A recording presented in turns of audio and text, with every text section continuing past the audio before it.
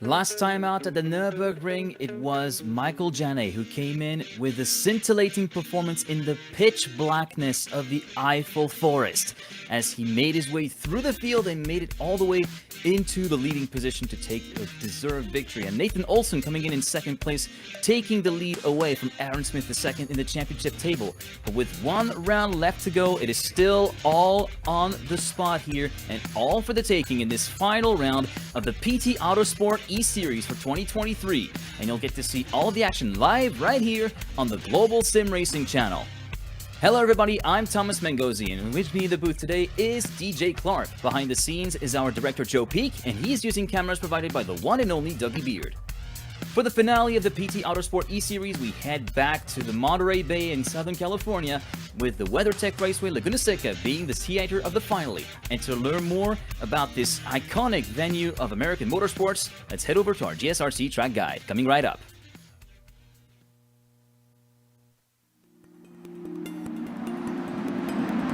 Welcome to Laguna Seca. Located just east of Monterey, California, it's hard to deny that this is one of the more scenic American road courses. It travels up and down a hillside which not only offers spectacular views, but one of racing's most iconic corners. Clocking in at 2¼ miles in length, 11 turns split up the current configuration. I say current because up until 1988, the track's layout was shockingly simple with a mere 9 dangerously fast corners. But despite becoming a much more technical track, this difficult nature was retained in its modern form. Turn 6 in particular places an emphasis on precision and daring with its tricky dip at the apex and narrow racing line. But the most well-known spot on the track is of course the corkscrew. Blind and kinked on entry, it then whips the driver through a chicane which drops you nearly 60 feet. It's earned a reputation worldwide for forcing even the most daring competitors to second-guess themselves. But there's honestly a refreshingly wide variety in types of corners, making it a perfect track for driver coaching and training. Elevation changes, differing cambers, and every sort of apex imaginable leaves seasoned veterans and newcomers alike spending hours trying to perfect a lap. With the track becoming popular for hosting IMSA, IndyCar, and MotoGP in its recent history, it also brings out lots of vintage racers due to the Monterey historics each year. Likely to remain a fixture on the American racing scene, this legendary circuit is almost always high on drivers' best of lists. Its history and its uniqueness are sure to delight all for years to come.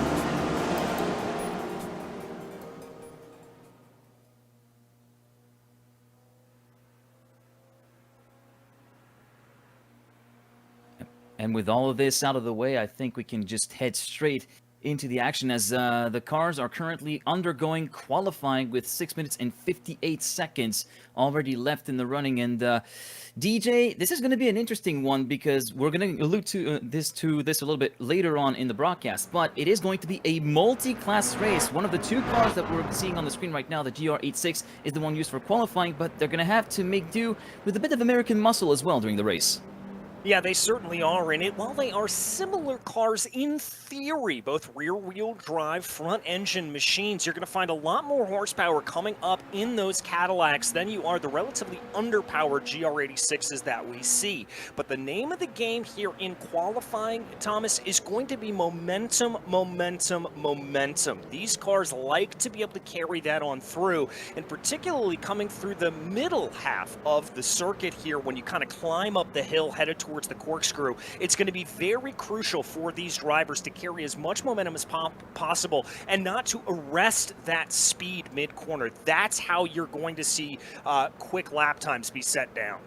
Yeah, for me, I totally join you what you're saying, DJ. And for me, the real key thing will be the exit of turn 5 that we're getting through right now through Michael Polasek's point of view. The exit is going to be conditioning your run all the way through to turn 6 where you can get away with just lifting and committing to the corner very heavily as it then sets you up with the perfect speed for the Rahal straight up ahead, and you have to carry as much speed as you can through before the very, very heavy braking zone down to the corkscrew. This is very much that second sector, one of the key factors that's going to be determining a good from a great qualifying lap out here. Yeah, you're not wrong about that. And really carrying things on way down through the corkscrew. Also important to be able to get a good exit out of that corner. You've got to be brave to be able to get everything set up. And then as you come down through Rainy Curve and down through turn 10, you've got to set everything up. When we get to the race itself, this corner, the final corner on the circuit, will be an overtaking opportunity, but it will only be for the brave. Indeed, as Michael Polesek comes across the line here to conclude his run of 137.363. In the meantime, Michael Janney managing to dip below the 137 range with a 136.958 as we're going on board. It seems like with Michael Polesek, or I think it is Michael Janney that we're witnessing in the number 92 car. Michael Janney, one of the key favorites to actually take the championship hold, odds-on favorite to win this whole thing, having had a very, very messy opening round at Oulton Park, but then came up, as we said, with a very dominant run at the Nürburgring in round 2 last week to take home a valuable 29 points as he started all the way from second place, actually. And remember, here, qualifying in the top 5 does pay extra points. 5 for first, 4 for second, 3 for third, 2 for fourth, and then 5th place gets 1 point. Yes, they do. And if you want to watch along here as we tick down the times or even watch along during the race itself, hop on over to gsrc.tv to be able to check live timing. As we check Alejandro Razzo right now coming across the line, looks like that lap time was a 1:03.478. Going to actually be corrected there to a 1:37.691. That looks like to be his fastest time that he was set down. That should be good enough for 5th place. And using something that I'm not surprised we see here, and that is the draft in this car as they try to work their way on through. The draft, Andy currently is sitting on the fast one. Janney, number 92, coming on to the final corner, looking to be on a very fast lap indeed. He was at 1:30 at the exit of turn 11, coming across the finish line now, and Janney will continue to be at the top of the standings with yet another 36 and a .812. We'll see him confirm his advantage over Polesek to 0.3 of a second, and currently Nathan Olson, the reigning championship leader, sitting in 3rd place with the 1:37.266 as we follow along with Andy Trupiano going through the corkscrew, neat and tidy through there on the way through the Rainy Curve. Looks to be on a somewhat decent run, actually currently sitting on a 37.782 as we make our way through turn 10. Make sure to be very wary on the exit there, taking a little bit of a nibble of the curb, and now heavy braking at the second marker. A little bit later than that, actually, for turn 11. Hop a little bit on the red sausage curb, and then hard on the power to make our way through this fast last start-finish straight, and now onto the finish line to conclude the lap. It will be an improvement. It will be a .427, but in terms of position, he will be staying in 8th place, actually corrected to a P4 in the standings. Yeah, that'll be corrected to P4 in the standings. So good run there for Trupiano. Again, able to bank on those bonus points here at this point. So they're going to be able to keep everything together. Let's see what they are able to do. 2 minutes left on the qualifying chart here, and everyone trying to chase down Michael Janney as they run. And just as we get through to the final part of qualifying, we're just continuing to follow along with Andrew Tropiano. Just to give you a little bit of a standing up top, we can see Aiden Young also, another man that is going to be very, very keen to make a few improvements as well. He had an amazing comeback during the previous round last week at the Nürburgring to finish on the podium after a very, very messy first round with no points, with almost no points collected and plenty of drive-throughs at Oulton Park. But now he sits in a pretty position in the championship table, sitting in P6 with 29 points of his own to try and get a few further spots up ahead as we are heading into the final minute of qualifying, following along with Aiden Young from Carolina in the number 427 car, heading through to turn 11 now, heavy braking through this very, very tight corner, that left-hander that is turn 11, and now back on the power through the start-finish straight and across the finish line in a few seconds time, and the finish line will be now, the timing beam says a 1:37.376 for Aiden Young. That will still see him in P4, actually move it to P4 ahead of Trupiano. Yeah, good run there for Aiden Young. And remember, this is an open qualifying session, so drivers will be able to complete their hot laps here at this point. Michael Odell working his way around the Michigander, trying to be able to see if he can pick up a little bit of time all the way back in 20th as it stands. And that is because he has yet to set a time. He's holding in behind Michael Polesek, and that'll be pretty good for him. You might as well want to try to get a little bit of a draft off of one of the faster drivers in this session. If you can keep up there, that'll be a good sign to be able to get a good time. currently trying to take advantage of the toe. Going a little bit wide at the exit of Rainey there before the head-on run into turn number 10. Continuing to try keep tabs on Michael Polasek, who also looking to improve, having improved already in second position to a 1:37.029. Still sitting in second. Michael Odell, in the meantime, rounds out the final corner and comes across the start-finish straight, along with Polasek and Jani just a bit further up ahead. Michael Odell at the stopwatch. It will be a 1:39.736 for the Michigander, and it didn't count apparently from what we've seen, so it will be a start from the back of the grid, most likely for Michael Odell. Aaron Smith the second looking to be on a hot lap as well as Aiden Young coming towards the final corner now, trying to improve on his .378 mark that he established earlier. Yeah, I'm not seeing a lot of improvement here from Aiden Young. I'm not sure if he's going to get it on this run, trying to see if he can break the timing being before that 1:37. That's not going to be a good lap there for Aiden Young. He'll stay no better than P4. The last couple of drivers coming to the line right now. I do see some green on my timing charts. Alejandro Razo right now, the Northwest driver, in 8th position as things stand. Looks like we've got some green. This could be a good lap for the number 83. Currently rounding out the final corner, the time to beat for him will be a 1:37.691 to improve from his 8th position and try to get past Jake King, currently sitting in P7. Timing beam comes in now, and unfortunately lost it all out in that final sector, so no improvement, and it will be a provisional 8th position for him at the lights. And it seems as though Aaron Smith is also on a quick time. The former championship leader, he took the lead in round 1, then relinquished it in round 2 at the Nürburgring with his 7th place finish. He's going to be looking to make amends and try to retake the control of the standings here in this PT Autosport eSeries final round. He comes across the start-finish line and the timing beam now, and it will be a slight improvement of .510, but that will still see him stay in 6th position. Yeah, so he'll stay in 6th there. Jake King also pulling off down into pit lane there. Trey Drawhorn, another driver, the Illinois native, the number 395, trying to see if he's able to improve here. Down in 16th at the moment, not seeing any good times, and Trey knows that he's going to come down into pit lane.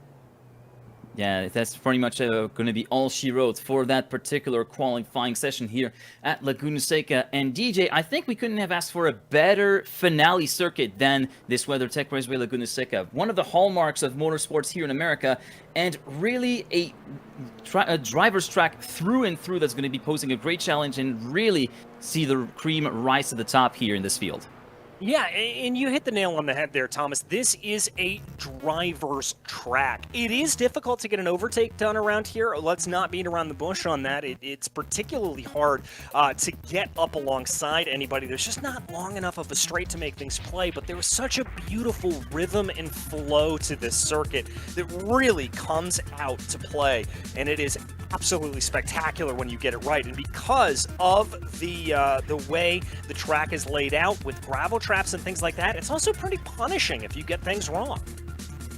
Yeah, it is pretty punishing if you get things wrong. This is very much a perfect postcard picture, I should say, for the finale of this PT Autosport eSeries round. And also it is very important to say that we do have still a couple of championship runners in there for the taking. Nathan Olson, of course, at the top of the standings with 60 points, 53 points for Aaron Smith II. Michael Janney, courtesy of his win at the Nürburgring, moves on to just 1 point of second place and just 8 points away from the lead. And it is very important to state that, because whoever comes out on top here at the end of those 2 races will be through to the direct finals of the Aspiring Driver Shootout and essentially get a shot at potentially kickstarting their racing career in 24.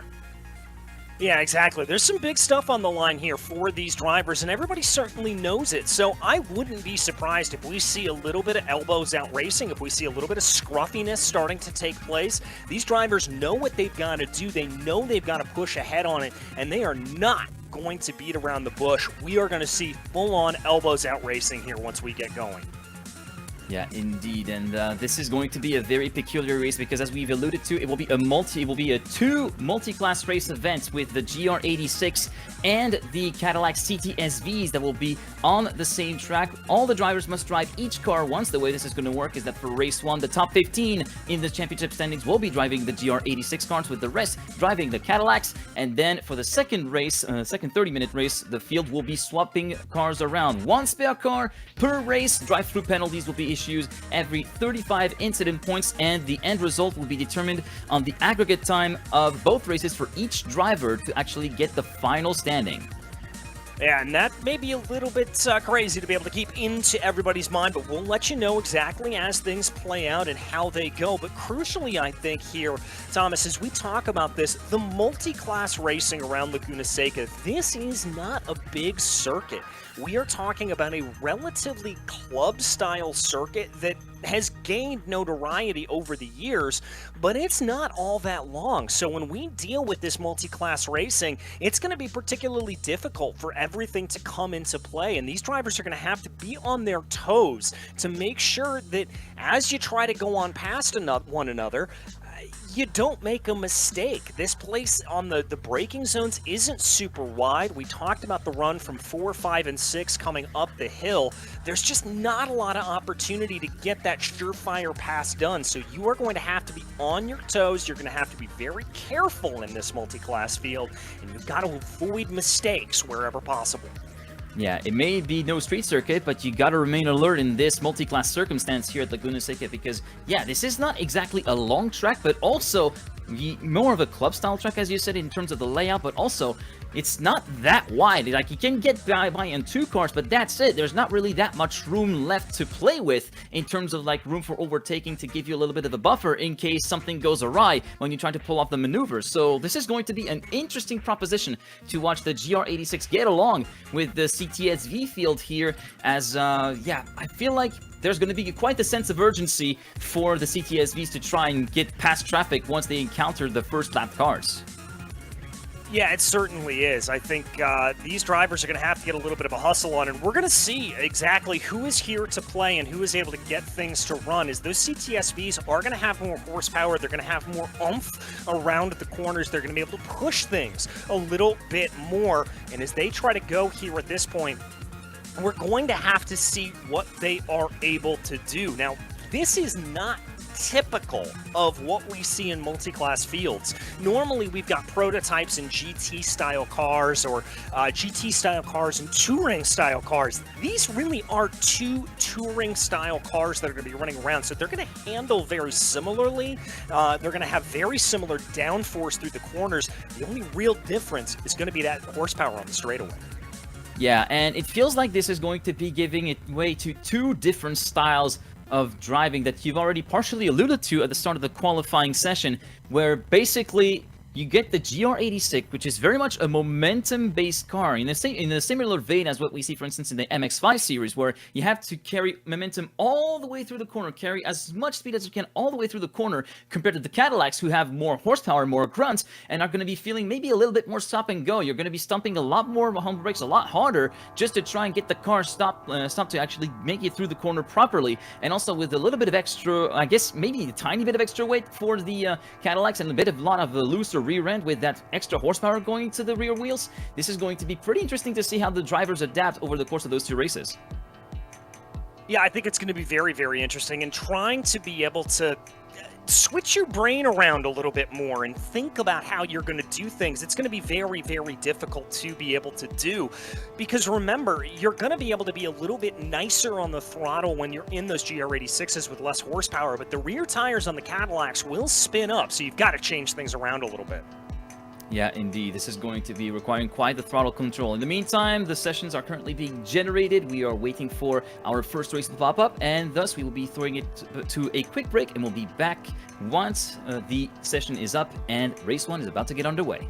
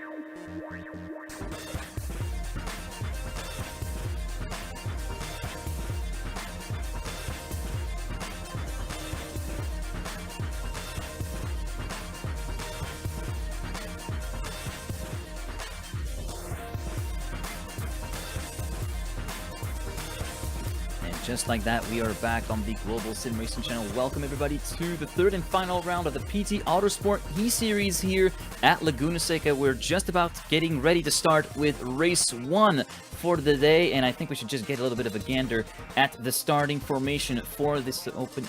Oh, we don't have the we do not have the starting formation just yet, but just as a quick reminder for those of you that might not have been on the broadcast a little bit earlier on, we had qualifying with Michael Janney posting the fastest time on the board with a 1:36.812, 2/10 clear of Michael Polasek.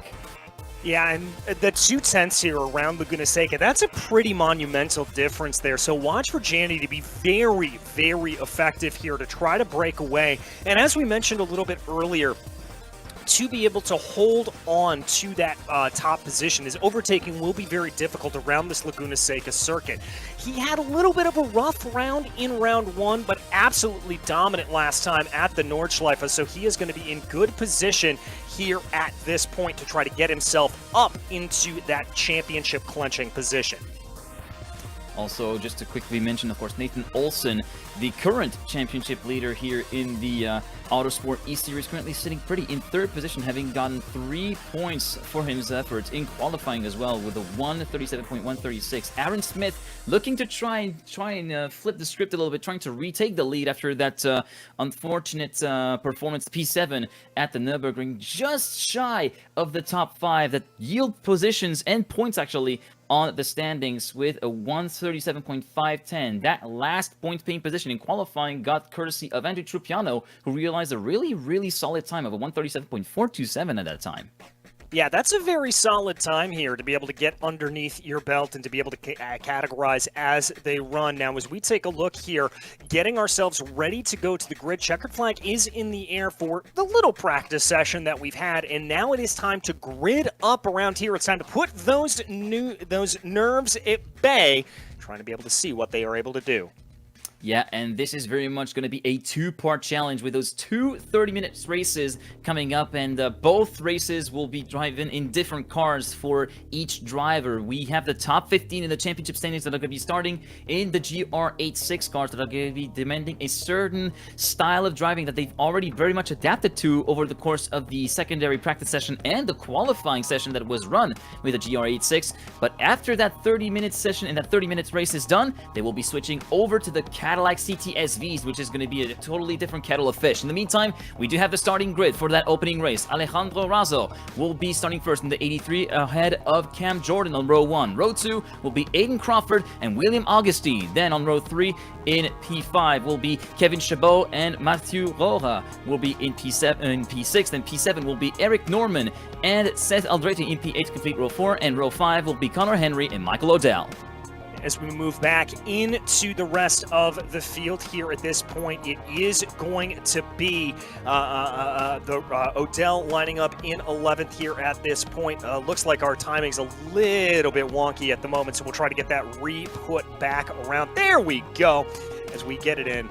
Starting grid here, Michael Janney will be in pole position, then Michael Polasek, Nathan Olson, Aiden Young in row 2, Andy Trupiano will be P5, followed by Aaron Smith, Jake King will be in 7th, then Patrick Hingston, Ethan Oring, and Thomas Bellarmine will round out your top 10, and crucial here, those drivers will all be your GR Cup drivers here at this point, and then we'll move on over to the Cadillacs. Yeah, this is going to be very, very interesting as the top, as we alluded to, yeah, they actually have the GR86 in front of the Cadillacs, and I feel like we're going to see some antics midway through the opening lap here as the grid is currently still putting themselves onto formation for this opening race, which will be starting with 1 pace lap around this Laguna Seca raceway, and then before going into the green flag. And that's going to be crucial here because drivers are going to want to be able to get those tires up to temperature. It's only 87 degrees Fahrenheit out on track here at this point, so they're certainly going to have to do a little bit of weaving to get these tires up into the position that they want to be and get ready to go. As we take a look on board with some of our drivers, this is your 2nd place driver here, Michael Polasek, the New Jersey native, but with an Indiana-style t-shirt on, so not sure what he's doing there. No. All right, so we do see Polasek currently following along with Michael Janney through there, and already we're seeing the Cadillacs being waved through. That might be the purpose of the pace lap, with the Cadillacs potentially looking to form up within themselves to actually get themselves some proper running. Now as we go on board with the Carolinian, Anton Schopler sitting in 12th with the number 169 car.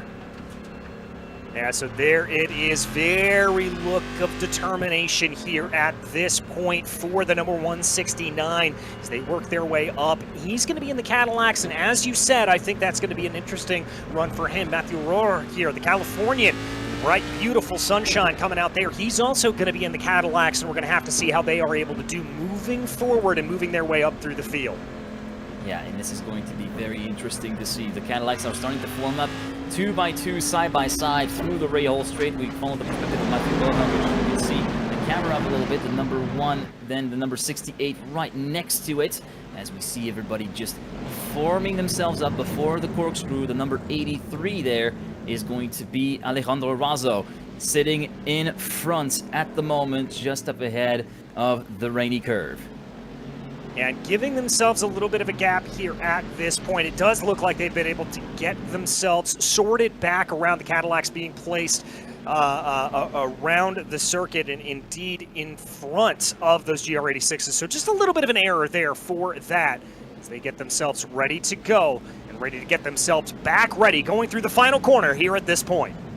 All right, the number 19 car, then Cam Jordan right next to Alejandro Razo as they go 2 by 2 side by side. The pace car has dived off already, and the green flag will be in the air. And for the first time tonight, we will be racing here on this particular race number 1, as we already see a really good start from Mr. Alejandro Razo, already taking the lead ahead of Cam Jordan right now, who's going to have to fend off an attack from one of the other Cadillacs here through the entry airpin. And already we see the number 19 already off in turn number 2. Yeah, that was a little bit of argy-bargy coming down through turn 1, and even more of it now as they work their way down through turn 3. Multiple cars turned around. Kevin Shabat put down in the order. He's going to find himself 12th all the way down through the field as we jump back to the GR86 start. All right, GR86 start. Already Michael Janney trying to make a little bit of an impression up ahead. Olsen Palasek also battling for second and third. And then the number 427 car, that will be that of Mr. Aiden Young, trying to get a few positions. Going to be a little bit of a nibble on the backside of the number 39 there from Mr. Palasek. And now we can see already a spin behind through the GR86. And that's going to be someone being thrown down the gutter into last place. But currently, Janney resisting the pressure really, really nicely here. Yeah, and that car that was spun around was Ethan Oring. He's actually going to take a tow back down into pit lane. Let's see as they get themselves around right now as here they come. This is the number 68 of Matthew Rohr out into a good position here as he runs in that Cadillac. And having made a really, really solid jump on everybody over the course of this opening lap, a 1.6 second gap between himself and the nearest following car, which will be Seth Andretti, and he will be heading into the pits. Did he sustain damage? That is a very, very odd moment to actually head into the pits. It could be a black flag penalty indeed for some involvement with contact further up, and thus will be promoting Alejandro Razo and Aiden Crawford up into leading positions. Crawford in the number 11, looking to try and make an impression right there on Trey Drawhorn actually, moving up into pretty solid positioning in second place, continuing to hustle tooth and nail, continuing to battle along with Crawford. Doesn't see the opportunity right now through turn 4. Yeah, doesn't see that opportunity, and those opportunities are going to be a little bit hard to come by here at this point for Trey Drawhorn as he tries to be able to push himself ahead. Thinks about a move going into turn 5 now at this point, but it's not going to play out. Crawford's going to be able to hold on to it, and I'll tell you what, this is going to be music to the eyes here of William Augustine and Alejandro Razo as they are able to get themselves into position. These two battling in front, that's going to allow them to pull right on in. Solid run from turn 6 right there from Aiden Crawford to pull a little bit of a gap away from Dries Dronhorn as we make our way through to the corkscrew now, and having built up a gap of 0.7 of a second, and we see William Augustine and Alejandro Razo already catching up to the number 395 of Drawhorn for that second place. They're going to be making slowly but surely their way into that gap of Drawhorns as we see a spin from the 31, Eric Norman, and through the Rahal Straight, having slowed down dramatically, and thus will be enabling other people to pass him around. Not quite through the corkscrew. It looks as though it will be the number 169 of it's actually Odell, Michael Odell going past, and we see Trey Drawhorn actually potentially another black flag penalty being handed out, or maybe some damage sustained. I do not exactly know what the cause of it is, but Trey Drawhorn going through the pits. Yeah, Drawhorn coming down into the pits here at this point, and it does look like there is a multitude of black flags, and I've got a sneaking suspicion here. I know what this is. I think this is an issue with the starting procedure. Remember, when we started off, the GR86 Cup cars were listed as in front of the Cadillacs. I think all of the Cadillacs here have to serve a penalty because they were ahead of the drivers in front of them. I think that's what happened here at this point. So this is not going to be a one-off anomaly for this Cadillac field. They're all going to have to come down into pit lane and serve a penalty. Yeah, as you can see, Trey Drawhorn serving his penalty indeed for that starting procedure infringement that kind of resulted in that very, very chaotic opening couple of laps, as we see Nathan Olson driving a 136.695, currently the fastest lap of the race so far on the part of the GR86, continuing to chase down Michael Janney, who goes a little bit wide there at the exit of turn 2 through the end-ready hairpin. That's going to be allowing Olson to be closing onto this back bumper, continues to show himself through turn 3, trying to get a solid run through turn 3, but then he meets the butt bumper again of Janney, placing his car perfectly to prevent the attack from going through. Yeah, not going to be able to get anything to play there here at this point as we ride on board, just trying to see if Olson's going to be able to get that run. Thinking about a move here to the inside of turn 5. He's going to look around the outside here at this point, trying to carry that momentum as much as possible. The number 39 trying to get it to go. Aiden Young also getting interested. Yeah, Aiden Young trying to follow into the coattails of Olson's car. Actually, Olson making the move thanks to the run that he had through turn number 5. Trying to make the move stick as well, as we saw side by side through turn 6, through the Rahal straight as well. And it's going to be Michael Janney coming out the worst for wear and losing not 1, but 2 positions in the single corner, and now potentially falling on the third from Trampiano for 3rd. Yeah, there is the move, and that's exactly what I talked about a little bit earlier, Thomas. If you lose momentum around these corners in the GR86 cars, you're going to lose a lot of running. You're going to lose those positions. So Janney losing a whole bunch of time here, now finding himself under attack from Trupiano, King, and Bellarmine. Currently, yeah, Janney having to play a little bit of a defensive race, but also Trupiano having to play a defensive race of himself, as we see already King and Bellarmine, as Trupiano seems to be heading his way into the pits, but potentially to serve a penalty. And look at this field fan out right there with 2 wide through the straight, as we see seems to be Bellarmine making his way past Mr. King to go into P4 at the moment. Then Aaron Smith II, the original championship leader, currently sitting in P6, trying to fight his way back through the field. Yeah, trying to see what he's able to do here at this point. King looking behind Smith there as well. Everybody just holding station at this point. No moves coming down into turn 4.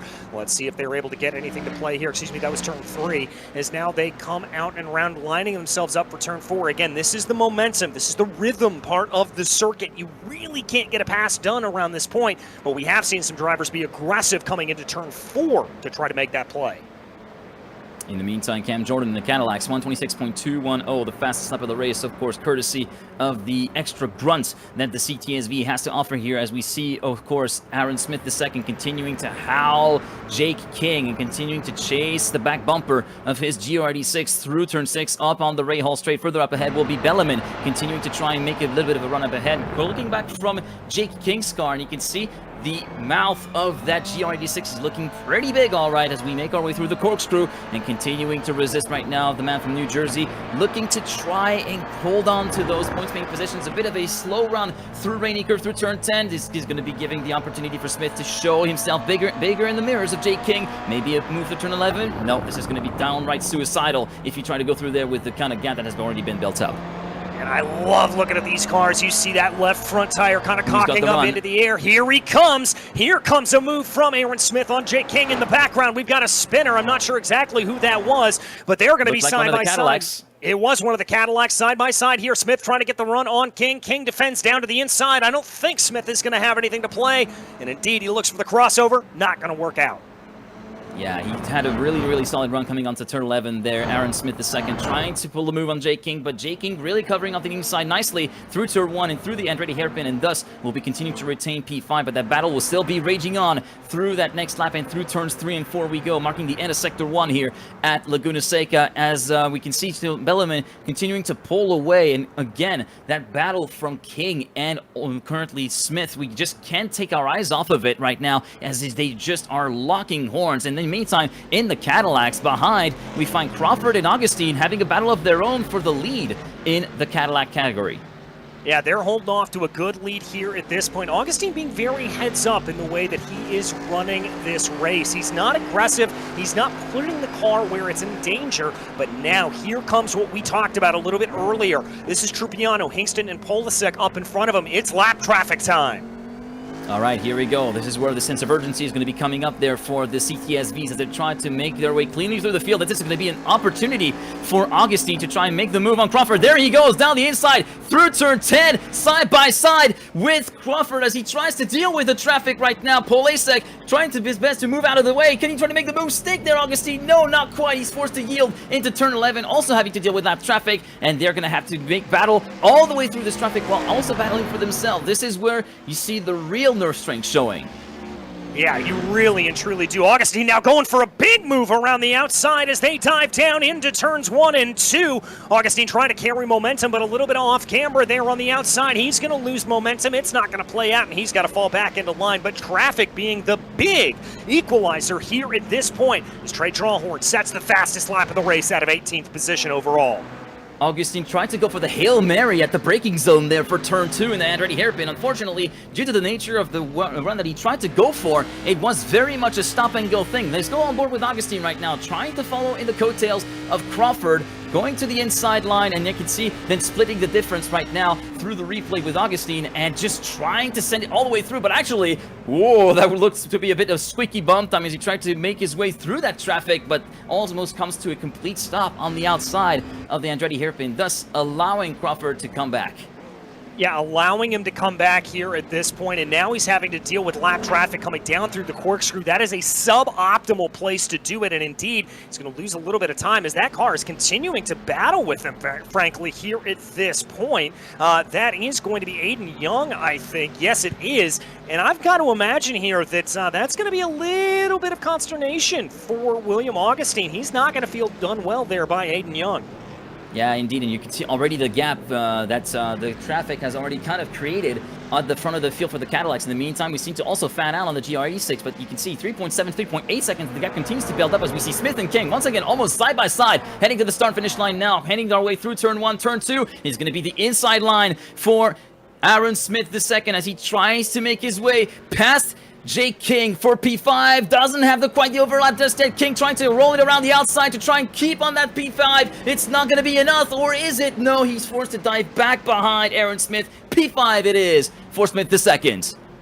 E5 it is here as they go at this point, try to be able to get themselves sorted out a little bit more here, just trying to carry that momentum as much as possible, but it just doesn't look like they're able to get the run that he necessarily wants to. Smith is going to be able to hold off as they dive down into the braking zone for turn 5 and roll their way up the hill.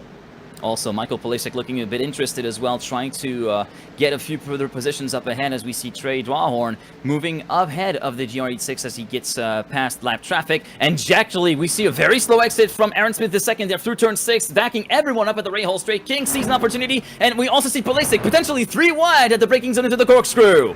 Oh, this is going to get a little bit hairy. Polasek trying to be able to get that run there down to the inside. Now it's going to be the outside as they work their way through Rainy Curve. King gets a little bit elbows out there. No contact, but able to hold it out and push Polasek off the line ever so slightly. Polasek not able to get anything to play. And Patrick Kingston looking involved in this conversation as well as they continue to scrap. That's just going to be more and more time lost and more time that he is going to be able to gain on up.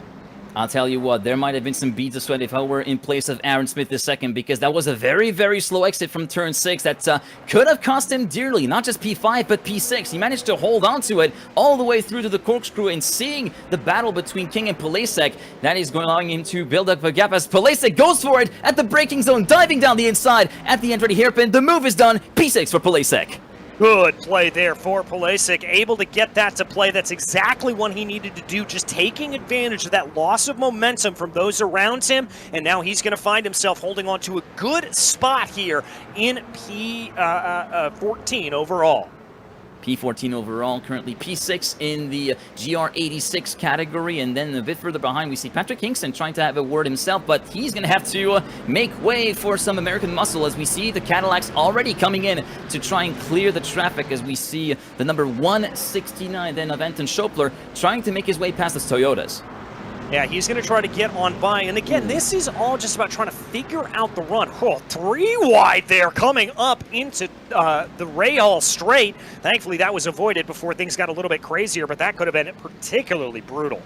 Yeah, and that kicked off because of the slow run again through turn 6, the second lap in a row where Aaron Smith II had a very, very slow run. This time he did not get away with it, and there he comes. The prophecy has been realized with both P5 and P6 being lost for Smith as he continues to try and fight his way through traffic as well, and now he's going to be King versus Polasek, maybe into turn 11. Will King dare to go for it? No, he decides to think better of it and try to set up a better move for turn 2, but actually we see Polasek having a really solid run through turn 11 that's going to be snowballing all the way through the braking zone at the Andretti hairpin.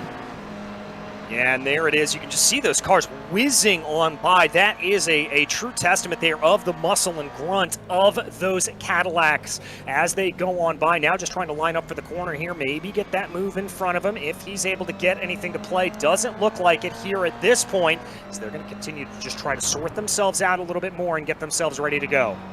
Now, just as a quick pointer, there is roughly a 10-second per lap difference in terms of pace between the GR86 and the Cadillacs. The Cadillacs, of course, being the much faster of the two, and so those situations are going to be popping up very, very frequently and are going to be causing a lot of headaches for both camps. On the side of the Cadillacs, trying to basically make the best of traffic to actually pull a little bit of an advantage on those behind them and try to go through cleanly, and on the side of the GR86, as we try to go through this pretty much cleanly as we go on the perspective of Trade Rawhorn in number 395 Cadillac CTSV, rounding out turn 11 now, and you can see the all-out concentration trying to figure out the next corner as they go by.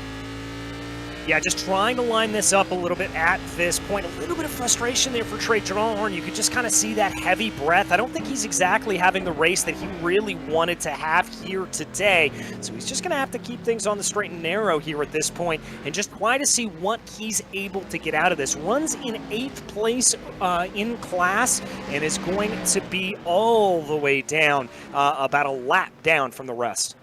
In the meantime, in the GR86, it's going to be Aiden Young versus Belleman. Actually, this is looking very, very racy on the part of Aiden Young, going toe-to-toe with the number 3 right now, and actually diving to the inside at the braking zone for Andretti. Manages to go through with it. They're going to go side-by-side through Andretti. Has he made the move stick? We still see a little bit of overlap on the part of Belleman, but he's forced to yield, given that he's being run off wide by the rear quarter panel of Aiden Young, and thus the move is made P3 for Young. E3 for Young, that's exactly what he wants to be able to get, just getting those positions one by one here at this point. That is the way he wants to be able to build this up forward. Now we got a Cadillac streaking their way on by. That's Shabbat going on through. It's going to allow him to be able to get himself a little bit to play.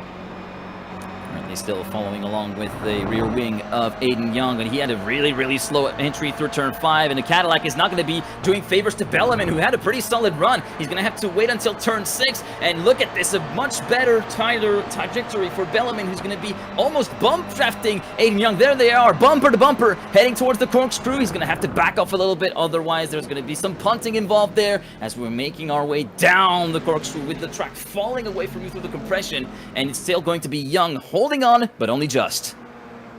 Holding on, but only just here at this point. And that bump draft here is something that's pretty specific to the simulation here. Now, I've had the pleasure of being able to call these GR86s as a little bit of a slide there in the back, but being able to keep everything underneath him. But the GR86s in real life, we haven't seen a lot of that bump drafting. We may next year, because this is obviously a new series here and a new run in North America, so we'll have to see what they decide to be able to do. But right now, not seeing that bump drafting in real life, but it is very effective here in the sim. It looks to be very effective, and as we witnessed a little bit beforehand, a little bit of a hairy moment there at the exit of turn 10, going a little bit too wide from the part of Belleman, going sideways into the gravel, manages to keep it on, but that is going to be giving a little bit of room to breathe for Aiden Young as he tries to build up a gap, currently half a second between himself and P4, and then behind we see Polasek and King looking to try and put a battle between themselves as well, and then Aaron Smith II, who was having to get a move on and had some really, really slow exits from turn 6 in a few laps, already finding himself a little bit the worse for wear, 1.4 seconds down on the nearest contender for P6. Yeah, he's definitely got some time to be able to try to gain up here at this point, and all this scrapping's not going to help him. But they've only got about 13 minutes left to go in this race. That is not going to be enough time to necessarily, I think, close that big gap in front of him. They're just going to have to settle a little bit with what they have here at this point. Will Aiden Young, and I think he'll be relatively pleased to walk away with the P3 at this point. And in the meantime, currently, the battle for the lead is currently hunting back up again with Michael Janney, trying to catch up Nathan Olson, looking to try and go for a little bit more of a aggressive run into turn 11. Look at the run that he's able to get through, carrying so much more speed compared to Nathan Olson at the moment, trying to challenge for the lead. Currently, the lead is about 0.3 of a second in favor of Olson in the number 39, Janney in the 92, looking to bide his time and try to wait for the perfect opportunity to snatch the lead away from the 39. Yeah, and I love the patience here that he's exhibiting. Just nice, calm, cool, and collected. Not trying to force the issue, not trying to get too greedy with anything. Just driving the race that he wants to do and trying to see if he can force an error here out of Nathan Olson in front of him. This is very heads-up driving here from Michael Janney. Yeah, indeed. This is very much a building up the move from the ground up, trying to go bit by bit, not trying to rush things out. The opportunity will come eventually because at one point, they're all human beings. There might be a mistake happening here. Michael Janney almost making that mistake by having a little bit, maybe not quite the brake check because it was a very, very late reaction on the side of Janney for the braking for turn 5 compared to Olson, but eventually, that opportunity will come in. Already, you can see a little bit of a slide from Olson, which is going to be scrubbing off a little bit more speed compared to Janney, who was able to carry nice and tidy through turn 6 up the Rahal straight. It's not going to be enough to go for the move for the corkscrew, I'm afraid, though. Maybe trying to show himself in the mirrors of Olson around the outside. But again, at the landing, is going to be having the car bottom out slightly, it seems like, at the rear. Yeah, just losing a little bit of grip there, and that's really as a result of just the aggressive compression that you see coming off of the rainy curve, really clamping the car down and getting it all to run in the way that it does. And so it's very difficult to make sure that that car is underneath you in quite the way you want it to, and it's something you have to watch out for as you bring down through that section of the track. Right now, Olson getting a much better run through turn 11 than he did in the previous lap, and so will be continuing to hold the gap steadfast at around the 2 to 3/10 range as we come across the start-finish line. 10 minutes to go there or thereabouts here in this opening race of the night here at the final round of the PT Autosport eSeries, and currently it is still in the GR86 category, a battle for the lead between Olson and Janney, and in the GR86 category for Olson and Janney, and in the Cadillacs, Crawford holding the lead by about 0.6 from Augustine. Yeah, holding him by about 0.6. Augustine not really able to get that motion to play here at this point, but I've got a sneaking suspicion that he is waiting for a little bit more of lap traffic to come into play. I think that's what he's waiting for here to really get things to go. Yeah, we've already seen it earlier on in the race at around the 20-minute left to go mark, with traffic being a great equalizer and a great window of opportunity for those that were looking to be trying to salvage a few positions, as we see weaving by left and right. Michael Janney trying to impress Olson, trying to force him to make a mistake on the run up to turn 6 and through the Rahal straight, and continuing to catch up tooth and nail, going towards the outside through the Rahal straight, which is going to be quite the heavy braking zone for the corkscrew, going side by side of the braking zone. He's going to have the run at the inside. Is it going to be enough? Yes! What a move from Janney to take the lead away from Olson, but it's not over just yet. They're going to have to deal with traffic. Watch out, that's a cutoff. Oh, that was a very, very close call there from Norman, who's going to have to bide his time. He might be getting a little bit hot in the seat right there, Norman. Maybe a few swear words might be given, but nonetheless, Janney made the move. He's in the lead. Olson continuing to chase or to try and retake the prize. Yeah, just trying to see what he's able to get to play here at this point is what he's trying to do. So I don't think this battle is done yet here at this point, Thomas. I think that Janney certainly is going to have to be looking in his rearview mirror to make sure everything plays out the way he'd like it to. And yeah, you can see already Olson getting down to business, getting to work to try and actually retake that position away from Janney, getting a bit of a different exit from the Andretti hairpin as they make their way through turn 3 now. It's still Janney leading, but less than 2/10. This is absolutely nothing in terms of margin here in this 30 minutes races, as we continuing to see Olson looking to try and go for a way by, and later, a little bit further up behind, we got the Cadillacs actually having made the junction between themselves. Crawford and Augustine back again for another fight. They're not done with this quite yet. Augustine trying to be able to look and see if he's got anything to go. 8 minutes left to go on the clock. Augustine, not going to make the run here coming into turn 5, as he's going to try to roll as much momentum as he can around the corner, but it's just not going to play out the way he wants it to. On board with Augustine, going for a little bit of a wider run through turn 6, but he's going to be scrapping off a little bit too much speed with that slight slide through that turn 6 and onto the Ray Hall straight, which is going to be giving a little bit more of air to breathe for Crawford as he makes his way through the corkscrew now, and the gap is going to be building back up to 0.6 of a second. In the meantime, it looks as though Aiden Young and Polasek in the GR86 category are having a battle of their own, and the gap keeps yo-yoing between 3 to 4 tenths thereabouts, as you can see on the timing screen. But yeah, the battle for the biggest places in the GR86 category are really hotting up now.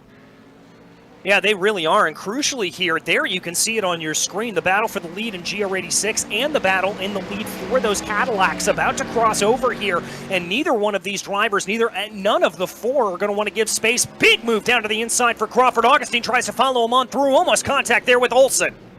Oh, that was a really ballsy move there to go for the full inside for Crawford as he gets past the battle for the lead in the GR86, and that turned out in favor of Janne ever so slightly, as Olsen was kind of stuck in the middle with almost nowhere to go. A little bit of a hop on the curb there for Janne through turn 3. Now Olsen again getting back down to business. The gap's still hovering around that 2/10 mark. Let's see if he's able to get a better run through turn 4. Goes a little bit wide, takes a little bit of sand on the way out, and the gap will continue to be hovering around the 2 to 3/10 range now as we go through turn 5. Yeah, it's just going to continue to hover around there at this point. Ooh, a little bit of a wide run there for Janne. That could cost him a little bit. We check back in on the battle with Crawford and Augustine here as they charge up the Ray Hall straight once more. Augustine just holding in behind. I don't anticipate a move here at this point, and indeed, he's not going to send it. He's going to stay in line and just wait for the opportunity to come to him. Yeah, he knows that Crawford is not immune from making mistakes of his own. We've seen a few run-ins with traffic that have contributed to an earlier attempt to seize the lead from Augustine that did not pay out.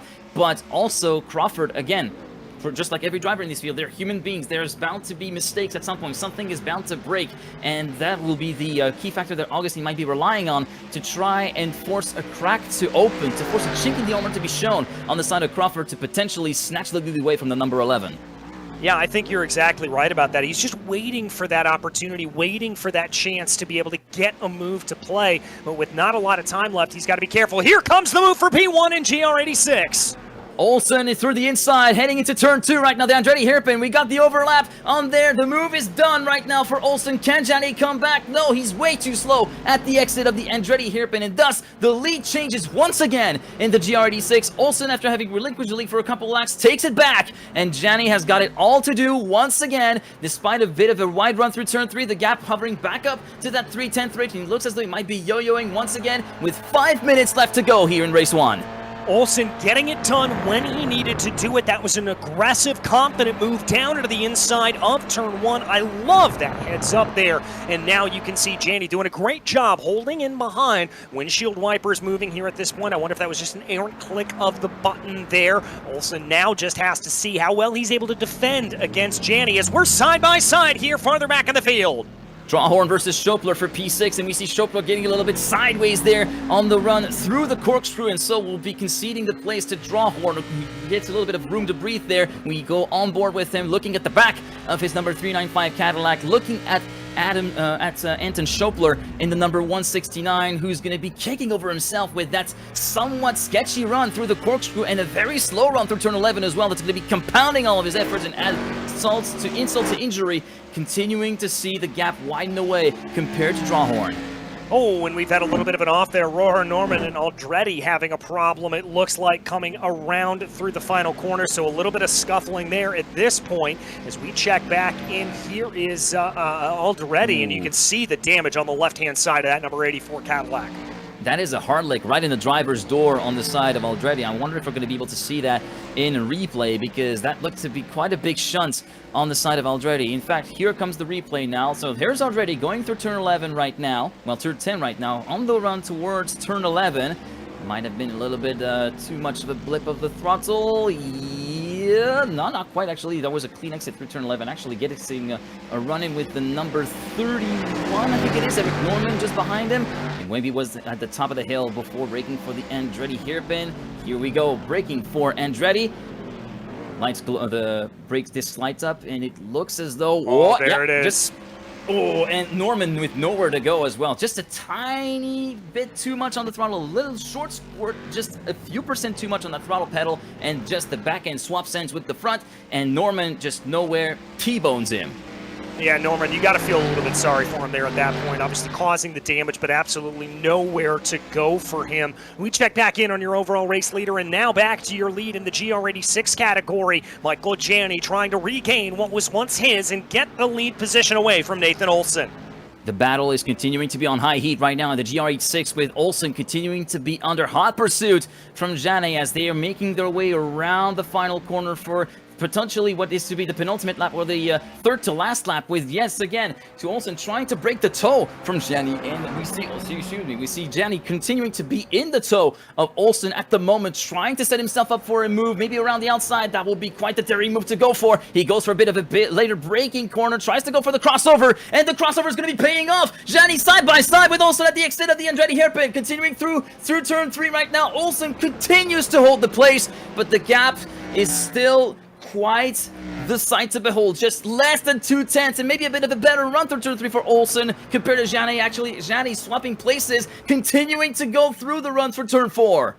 Continuing to try to go for the run here at this point, looking into 5. Goes down to the inside, but shutting the door is Nathan Olson. He says, "You shall not pass" here, coming up as they now make the run up into turn 6, and it looks like Janney's going to have to re-rack, restack, and try a different way by.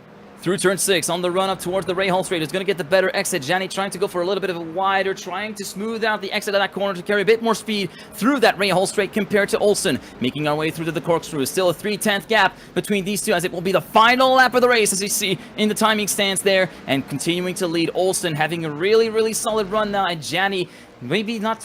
He's going to have to try and not fall into the trap of falling desperate for a move, because this is only the first race. There's, yes, another race to go to try and make amends and try to get a more solid run. In the meantime, we'll go back on the leader in the Cadillac category, with currently Aiden Crawford leading Augustine by 0.6 of a second, and it looks as though the gaps will be set in stone. Augustine has run out of opportunities over the course of these 30 minutes, and the number 11 of Aiden Crawford has played it pretty much perfectly here. Yeah, really and truly has. Great offense, great defense, a well-combined effort here for Aiden Crawford, just driving exactly how he needed to drive here at this point to make everything play. You got to love to see it here if you're a fan of Aiden Crawford as he comes down through the corkscrew for the final time.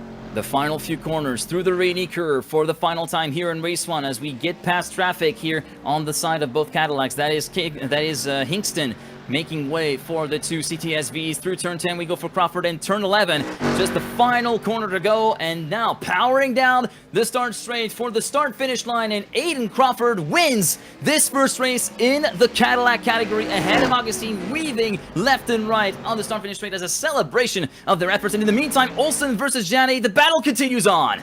The battle continues on here at this point as they try to sort themselves out before things come to a 4. Coming down into the line now, right now, as here they go, looking this way, looking that way, just trying to find something, anything, as they run.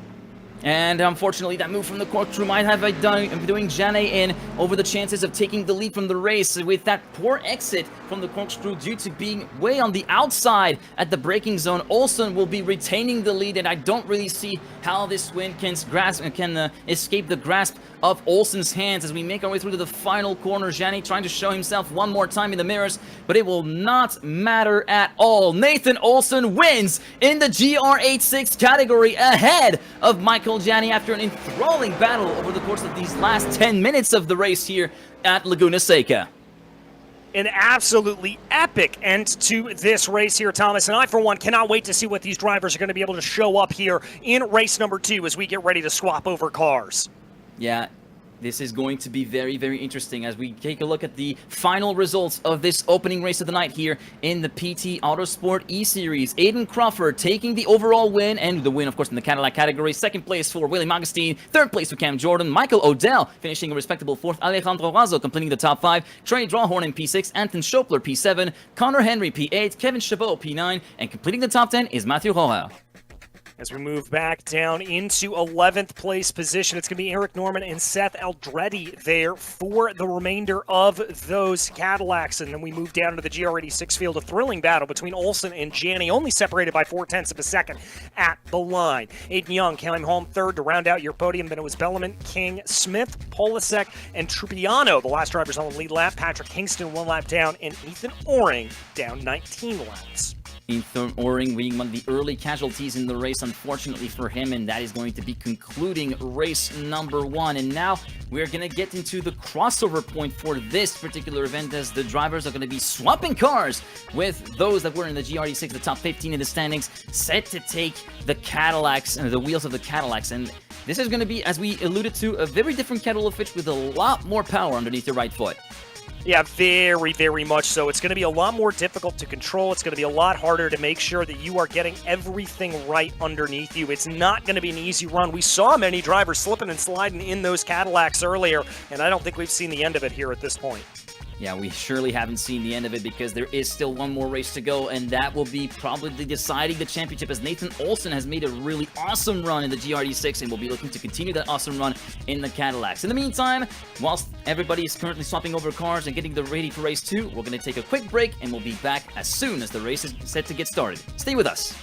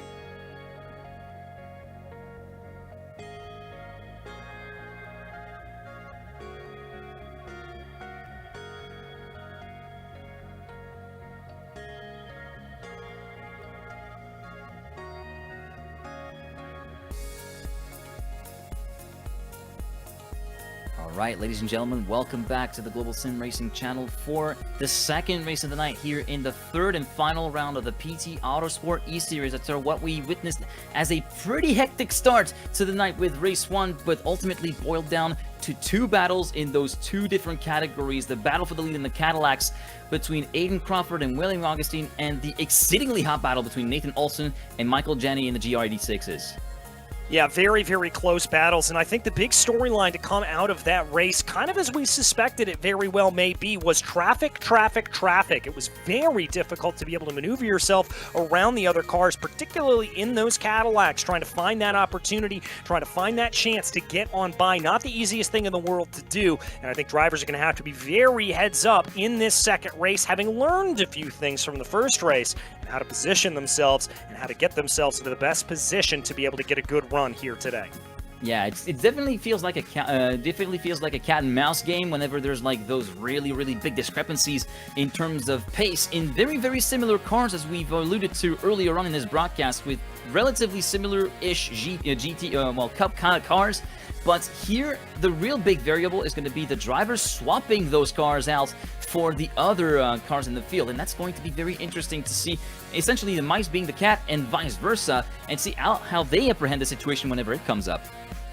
Yeah, exactly, and we're going to have to see how these drivers are able to adapt. I mean, we've got to remember, this is a different driving experience. The GR86 is a little bit more nimble, a little bit lighter around through the corners, in that sort of traditional Japanese Asian manufacturer style, that it's really a emphasis on maneuverability and agility. When we talk about the Cadillacs in flip of that, it's much more about American muscle and just straight line speed and grunt, and they drive very differently. So there may be some drivers that we saw up towards the top of the previous session that may find themselves reversing around just based off their driving style.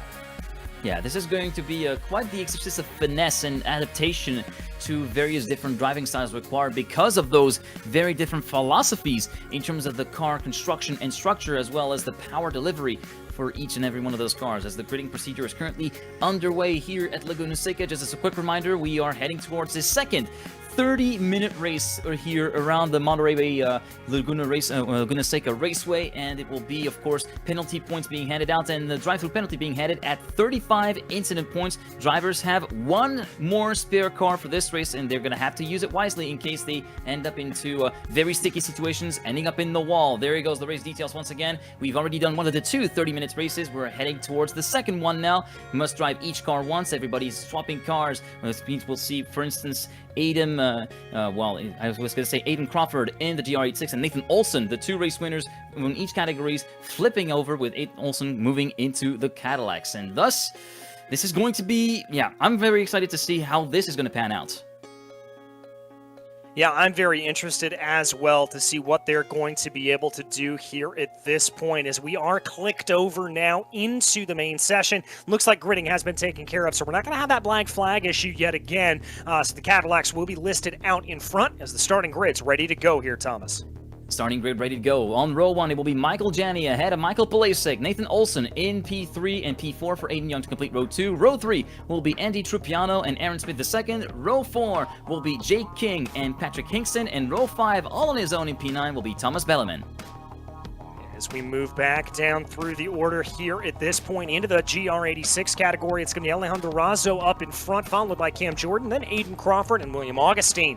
Gavin Chabot will be P5, followed by Eric Norman, then Zachary Mertzis, Seth Aldretti, Connor Henry, and Michael Odell, with Anton Schaupler rounding out the rest of the field. And thus, we have our field of 20 starters here across the 2 categories. The gridding procedure, as you can see, is currently underway. Everybody is putting themselves onto the start grid just behind the safety car, or the pace car, rather, with 1 pace lap to go around here before we go green for one final 30-minute race here in this PT Autosport eSeries for one straight shot, a potential shot at the Aspiring Driver Shootout. There it is. I was trying to remember it off the top of my head. The Aspiring Driver Shootout straight into the finals to try and potentially kickstart the racing career. And there are three heading into this round. Three key players, and maybe even 4 key players that are still in with a shot of potentially making it. Nathan Olson, the championship leader, heading into this race with 60 points. Then 7 points adrift. We find Aaron Smith II in second position, who relinquished the lead at the last round of the Nürburgring. And Michael Janney, the winner of the previous round at the Nordschleife, currently sitting third in points with 52 and still looking to try and get that #1 spot to get into the Aspiring Driver Shootout. Yeah, exactly. Everybody trying to put those points on the line here at this point. And once again, we saw some elbows come out in that last race. We saw some aggressive driving. Nothing, I would say, out of the limit in terms of where they want to go, but certainly a good run here for all of them. I think we're going to see more tempers maybe start to flare here in race 2. Yeah, this is going to be very much a race where the emotions might be overflowing for some people in case things go a little bit hairy, as we're still waiting for a couple of drivers, Aiden Young, Jake King, and Thomas Belleman, yet to put themselves on the starting grid for this second race of the night. Yeah, second race of the night. Just waiting for a couple of drivers. Looks like Aiden Young and Thomas Belleman to get themselves onto the grid here at this point. They do have plenty of time to come on in, so we're not too worried about that and how they will be coming on in. But I'll tell you what, I am ready here to see what they are going to do, how they are going to be able to try to get themselves around. It's going to be very, very interesting to see what can happen here, how they're going to be able to go. And once again, traffic management in between these cars. That's going to be my big storyline here today. And I totally agree with you. Traffic management, especially now that we have the grading procedure pretty much sorted out, and not having the potential of running into the issue of drive-through penalties because of the grading procedures that we encountered into race 1. It's going to be interesting to see how quickly it comes up, and also how swiftly they can actually deal with it, the leaders, because here, as we said, for 3 of these guys, the championship is on the line. So this is very much a different proposition compared to race 1, where it was maybe more of learning the ropes of how to deal with traffic. Yeah, very much so. I mean, now that they've kind of learned it, now that they've kind of got it, they're going to get a better idea of how these cars are going to interact with one another and how they're going to be able to get that to play. So we'll just have to see exactly how they are able to do it now in practice. That's going to be the real difference here at this point. All fine in theory. We also have to remember that they did switch over cars here. So the drivers who are used to getting past are now going to be the ones doing the passing. And so that's going to be a different change in queue as well. Yeah, this is going to be this is a very huge set of variables to actually cope with whenever you're actually switching over from one car to another. Not just with the way the car behaves, the way the car behaves in terms of inscribing the car into the corner or like getting on the throttle, but also dealing with slower cars or potentially faster cars if you're running with more than 2 classes, guys that come by you. So yeah, this is very much a test of, as we said, adaptability and also heads-up driving and keeping a cool head all the way through those 30 minutes. Yeah, cool head is the exact word that I would use here, is just being calm, cool, and collected. There are so many opportunities here at Laguna Seca to find yourself out into that gravel, into that dirt, into that area that is suboptimal to be able to run. And for a lot of these drivers, you have got to keep everything underneath you and collected. Anton Stopler there, one of those drivers that looks pretty collected here at this point, maybe just taking a quick glance at his phone before they get going, as it looks like we've only got about a minute left here until cars will take off, and we'll get working on this pace lap. Yeah, Anton Schopler just psyching himself into the race, just taking the last few moments to enter his Zen mode, enter his open up his potential, and also getting a little bit of stretch for good measure of the arms, because they are going to be getting quite the workout here in this final race of the night, as we do see the timer pop up on the screen, and the pace lap is set to be going underway in a few seconds. Yes, it is. Just waiting for that Porsche safety car to lead us away, and there indeed it leads the field with Michael Janney and Michael Kolasek up in front right now. They are going to be your leaders, bringing us around. Nathan Olson and Aiden Young behind them. That is an all-star lineup in the top 4. Very impressive stuff to see them there, and it's going to be interesting to see what they're able to do a little bit more when this race gets under green. The run down to turn 1 is going to be quite the sight to behold, with those Cadillacs up front, which is going to be a very, very tough battle. Michael Janney, Michael Polasek, Nathan Olson, Aiden Young. As just a reminder, for the top 2 positions. And just a bit further behind in P6, we find Aaron Smith II, of course, as we see already the gap between the 2 fields start to form as the GR86 are doing their own warm-up procedures of their own, as we see a little bit further up behind. And yeah, we are going to be witnessing quite the racing with Alejandro Razo and Thomas Belleman in the running at the front 2 positions in this GR86 field. Yeah, going to be very interesting to see how they're going to be able to hold themselves out here at this point. And again, those GR86s, very, very tricky to get right at different occasions. We saw some scruffy driving there in the previous ones just because of the way that those cars handle. A lot of motion roll in the car that you've got to account for. Although I think the harder car to drive here would be the Cadillac with that high amount of grunt and horsepower underneath those rear wheels. But we will have to see. Obviously, all of these drivers very, very committed, very, very heads up, very good when it comes to getting themselves around as they make their way down through the corkscrew here for the final time under pacing. All right, here we go there. Final time of pacing there here in this PT Autosport eSeries through the corkscrew, followed by the GR86 field a couple of seconds further down the line. Here they come through Rainy Curve. Michael Janney and Michael Palasek. Michael squared at the front row. Then we have Nathan Olson and Aiden Young on the second row. The pace car will veer off to the left of the road, courtesy of this pace lap. They are into the pits, and now it's going to be down to Janney to set the pace of the field ahead of Palasek. Rounding now the final corner they go, and they're making their way 2x2 side by side on the start-finish straight as they make our way through to the green flag. It is in the air, and we are racing for one final time here tonight, and we see a good start on the side of Janney, but also on the side of Palasek as we see the GR86 just behind him as well. Janney continuing to hold the lead. Palasek at the outside, going for the run around the outside of Janney. Is he going to be able to make it stick? No, he's forced to come to a complete stop midway through the Andretti hairpin, and look who's there to take advantage of that. It's Olsen, and we see already a spin for one of the Cadillacs, and it's Aaron Smith II that is going to be into the gravel trap. Yeah, he's going to find himself all the way down through the order. Big contact further up in the field, though. That's going to be Palasek, and Olsen looks like they're spun around. Oh, yeah, and it's going to be Palasek that's going to be coming out the worst for wear with a very, very battered car. Might be suspecting some bent suspension or steering, and he's going to be parking it into the gravel trap as well. Now, the great question is there going to be damage on the side of Olsen? He's down to P7 at the moment. In the meantime, we're focusing on the GR86 field at the moment. As you can see, Crawford continuing to find his way through, and yeah, we see a very battered car. That's Olsen. Oh, big contact with one of the GR86s. That's Crawford trying to make his way past Razo. Oh my goodness, what a chaotic first lap already. Very chaotic first lap there. As you said, Olsen, that car crabbing pretty heavily there as they come down now into the braking zone for the corkscrew. And it's going to be Razo that's able to get the advantage ahead here as they dive down through the corner. A little bit of side-by-side between Augustine and Cam Jordan behind them as well as they try to sort themselves out for Rainy Curve. Ooh, look, Augustine looking very slow, looking to might have picked up some damage somewhere as well. Maybe at the corkscrew, we don't know. But yeah, this is looking like a very, very battered 86. It was looking so good on race 1 in the Cadillacs, but right now it's going from bad to worse here for Augustine as he gets picked away left, right, and center at each and every corner. And Olsen, that is such a shame for Nathan after that brilliant race 1 in South Andretti, having to take evasive action as well, courtesy of a very, very slow William Augustine. And yeah, already in lap 1, the 2 championship contenders out of the 3 here outside of Michael Janney having completely had various fortunes and not very great fortunes at that. It's going to be Smith that's going to be coming out the better forward out of these 2, continuing to be on the track and ongoing. Meanwhile, Olsen looking to have a very, very better car as we see Michael Janney up ahead looking to continue pressing forward and having already built up a gap that makes all the chaos of 1.6 to 1.7 seconds ahead of Aiden Young, who goes very wide at the exit of turn 6 through the rail straight, allowing Jake King to go through for second.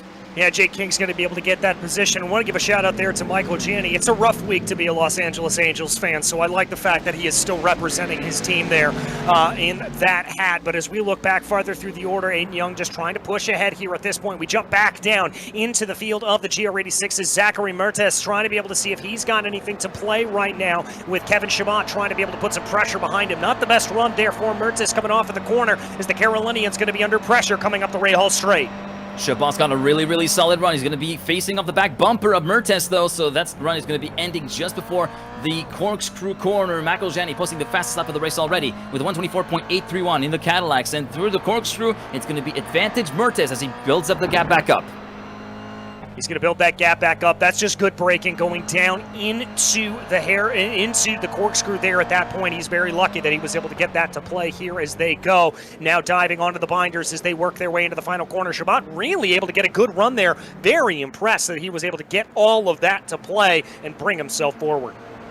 Currently, right now, you can still see Mertes continuing to fight on and hold on to that fourth position in the GR86 category. That is P11 overall here in this race. And further up ahead, it is going to be Alessandro Razzo. Yeah, third place is looking very, very slow on the rundown. Oh, that is a very, very, very missed breaking in opportunity into the Andretti hairpin for Chabot, it seems like, and that might be coming back to bite him at some point because he's lost the position to Mertes. But also we see Eric Norman there to try and pick up the spoils as well. But yeah, Razzo looking very slow, and someone very, very fast off into the gravel in turn number 3. As we take a look back farther in the order, who is that? It looked like the number 23 machine. That's Connor Henry having a big problem there. The Georgian driver not exactly in the right way to go. And as a result, we see Nathan Olsen coming back out of the pits for repairs, passing. Let's go on board along with Henry there through the Andretti hairpin at turn number 2. Let's see what just happened there. Was there any help from the car up front of Odell? No, he just tries to go way too fast into turn 3, and then the snap back thankfully keeps it out of the wall and out of the tire barriers with the gravel trap kind of helping him slowing down. But that was, I think it was a very, very free caution in that sense for that driver. I'm using a very literal translation because in French we say un avertissement gratuit, free warning in a sense for that car. Well, I speak very crummy German, so I'm just going to have to take your word on that one, my friend. Here as they go. As King now works his way around, trying to be able to close that gap on Michael Janney. And I've got to tell you, he's doing a good job of keeping that up here at this point. It's come down to 9/10 of a second. He's not letting Janney slip off into the distance. Yeah, he's managed to claw the gap back pretty solidly, almost slashing the gap back down in half, because remember, at the end of lap 1, it was 1.7 seconds of a gap that Janney built up amidst all of the chaos that we witnessed in lap number 1. Right now, you can see already also a very fast lap on the on this particular comparison. The last lap, maybe Janney already taking his foot off the throttle a little bit, trying to manage with the 126.497. In the meantime, Jake King continuing to attack with the 125.006. So yeah, very different races already coming at play here.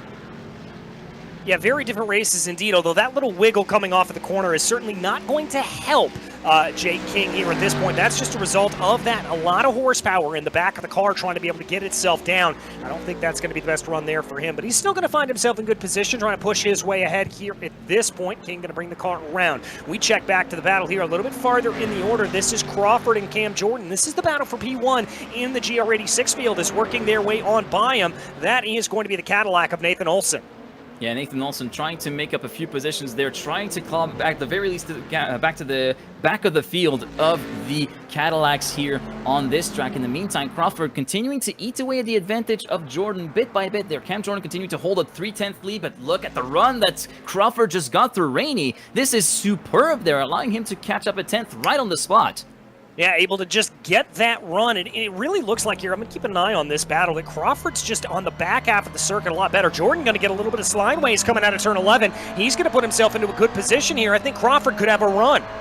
Crawford could have a run, but he kind of followed Jordan into that slide at the exit of turn 11, so that kind of basically nullified the speed advantage that he might have had with a solid run through turn 11. He decides to pick the outside. Is he going to try to go for a bit of a late lunge on the brakes? Maybe trying to go for the crossover at the Andretti hairpin. No, he's too far back to make the move happen. He's going to have a much better exit run from the Andretti hairpin to try and set himself up for turn 3. Now he's going to have to continue following the back bumper for just that little bit longer. Yeah, he's just going to have to hold in line here at this point, see if he's able to get a little bit of a run. Not going to be able to get it there as he took the look down into turn 4. Now they're going to come into turn 5. Again, this is not the easiest braking zone to try to get things done, but I've got to give credit. Crawford is just filling up the rear view mirrors of that car here at this point, just trying to see if he can force Cam Jordan into an error. Yeah, currently just looking to try and find that chink in the armor that we alluded to, trying to find that little window of opportunity to get past Cam Jordan, as we're currently still following along with that battle, and Crawford looking very, very close right now, less than 2/10 away from Cam Jordan, maybe trying to go for the outside run in the braking zone towards the corkscrew. He thinks of it, but he's forced to duck back into the slipstream of Cam Jordan, as there is simply no room left to go and just no time left to actually get the move on there on this lap. Yeah, just not able to get it as they go. Trying to see if he's got anything else to play for. Just trying to get the car set up a little bit at this point as they work their way down the hill. The little bit of body roll in the car. Going to take another look down into turn 11. That's not going to play itself out, and he's going to have to stay in line for the moment. Yeah, he's continuing to stay in line, continuing to try and get a few sniffs of the exhaust fumes of the GR86 up front of Cam Jordan. In the meantime, in the top category, Jake King continuing to hold on to a pretty solid, actually continuing to rein the gap back in slowly but surely, despite that little wiggle that we saw a little bit earlier on as he was battling with Michael Janey. The gap hovering around the second mark, and behind him it is a battle for P3 between Hingston and Trupiano, actually. That's going to be very interesting to follow. Yeah, going to be very interesting to follow here at this point. Trupiano putting some good pressure behind Patrick Hinskin at the moment. But the problem is, I think, here for Trupiano, he's got the speed to be able to get on by as he takes a little bit of a, I think, extended diamond line through turns 1 and 2 down to the Andretti hairpin. But he's getting held up here behind Hingston. He needs to get on by as it's a 2.6-second gap now between himself and the rest of the front runners. Yeah, and right now this could be an opportunity because lapped cars are coming in. Here we go. The GR86 are currently being lapped up by the Cadillac CTSVs, and this is going to be pretty much the equalizer right now in this battle between Hingston and Trupiano. Trupiano is going to be taking advantage as much as he can of that to try and claw the gap back in, to try and also force the issue here for this particular placing. In the meantime, Eric Norman in a very hot battle, in the midst of a very hot battle actually for P4, P3 even, alongside Kevin Chabot and Michael Odell.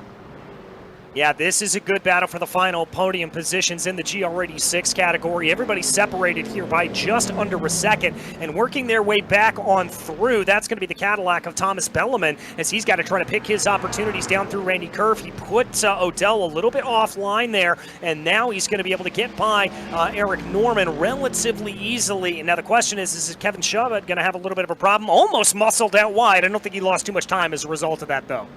Yeah, he was very heads up, very much saw the Cadillac coming into his rear mirror, decided to go for a little bit of a wider run through turn 10 to allow the CTSV to run through, and in the meantime manages to not lose any position. So very solid driving and solid traffic management on the side of Kevin Chabot there, with Norman continuing to hound him down in P4 and P5. Michael Odell coming out of the worst four and kind of like the loser in this situation, having seen the gap build up between himself and the top four right now. Yeah, just not really able to see that come down here as much as I think he would really like to. He wants to try to bring that gap a little bit farther down if he can. Oh, big move down to the inside there for Norman, though, trying to take that run through turn 3.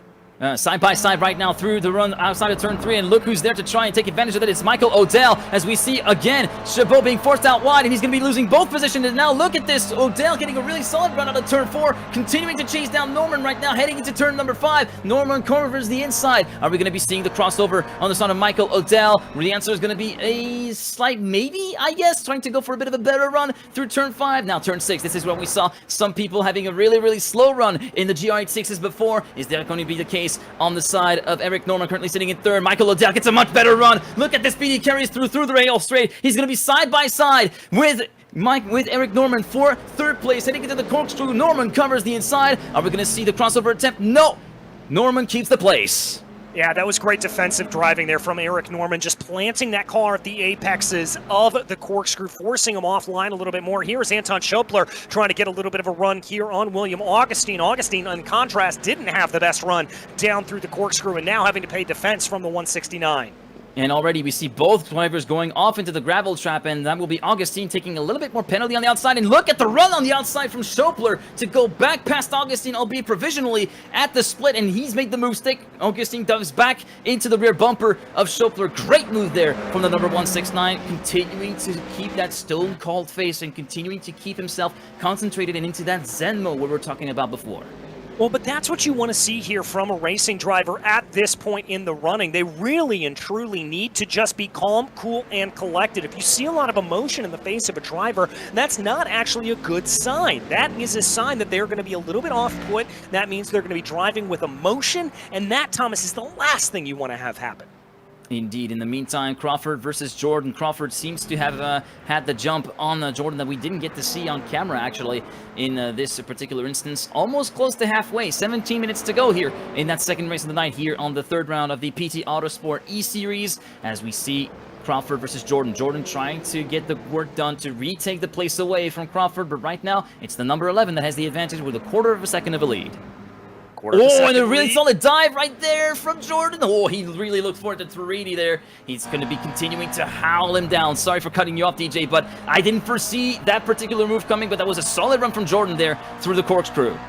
No, I didn't see that either here at this point. I mean, Jordan just starting to absolutely champ at the bit, trying to be able to get by Aiden Crawford. I think here at this point, Cam Jordan thinks he's got more speed and wants to try to push that advantage as much as possible. Yeah, indeed, and Crawford managing to get away with that lead place as we see Aaron Smith II lapping the lead battle here in the GR86 category. Aaron Smith currently sitting in P6 in the Cadillac category, the lead category is tour here in this 30-minute race, multi-class, and continuing to see from the perspective of Cam Jordan trying to find a few answers to catch back up again that has opened up as a result of that sketchy third sector, it must be said, from Mr. Cam Jordan in the number 19 car. It's currently holding on to 3/10 as we head through turn 4.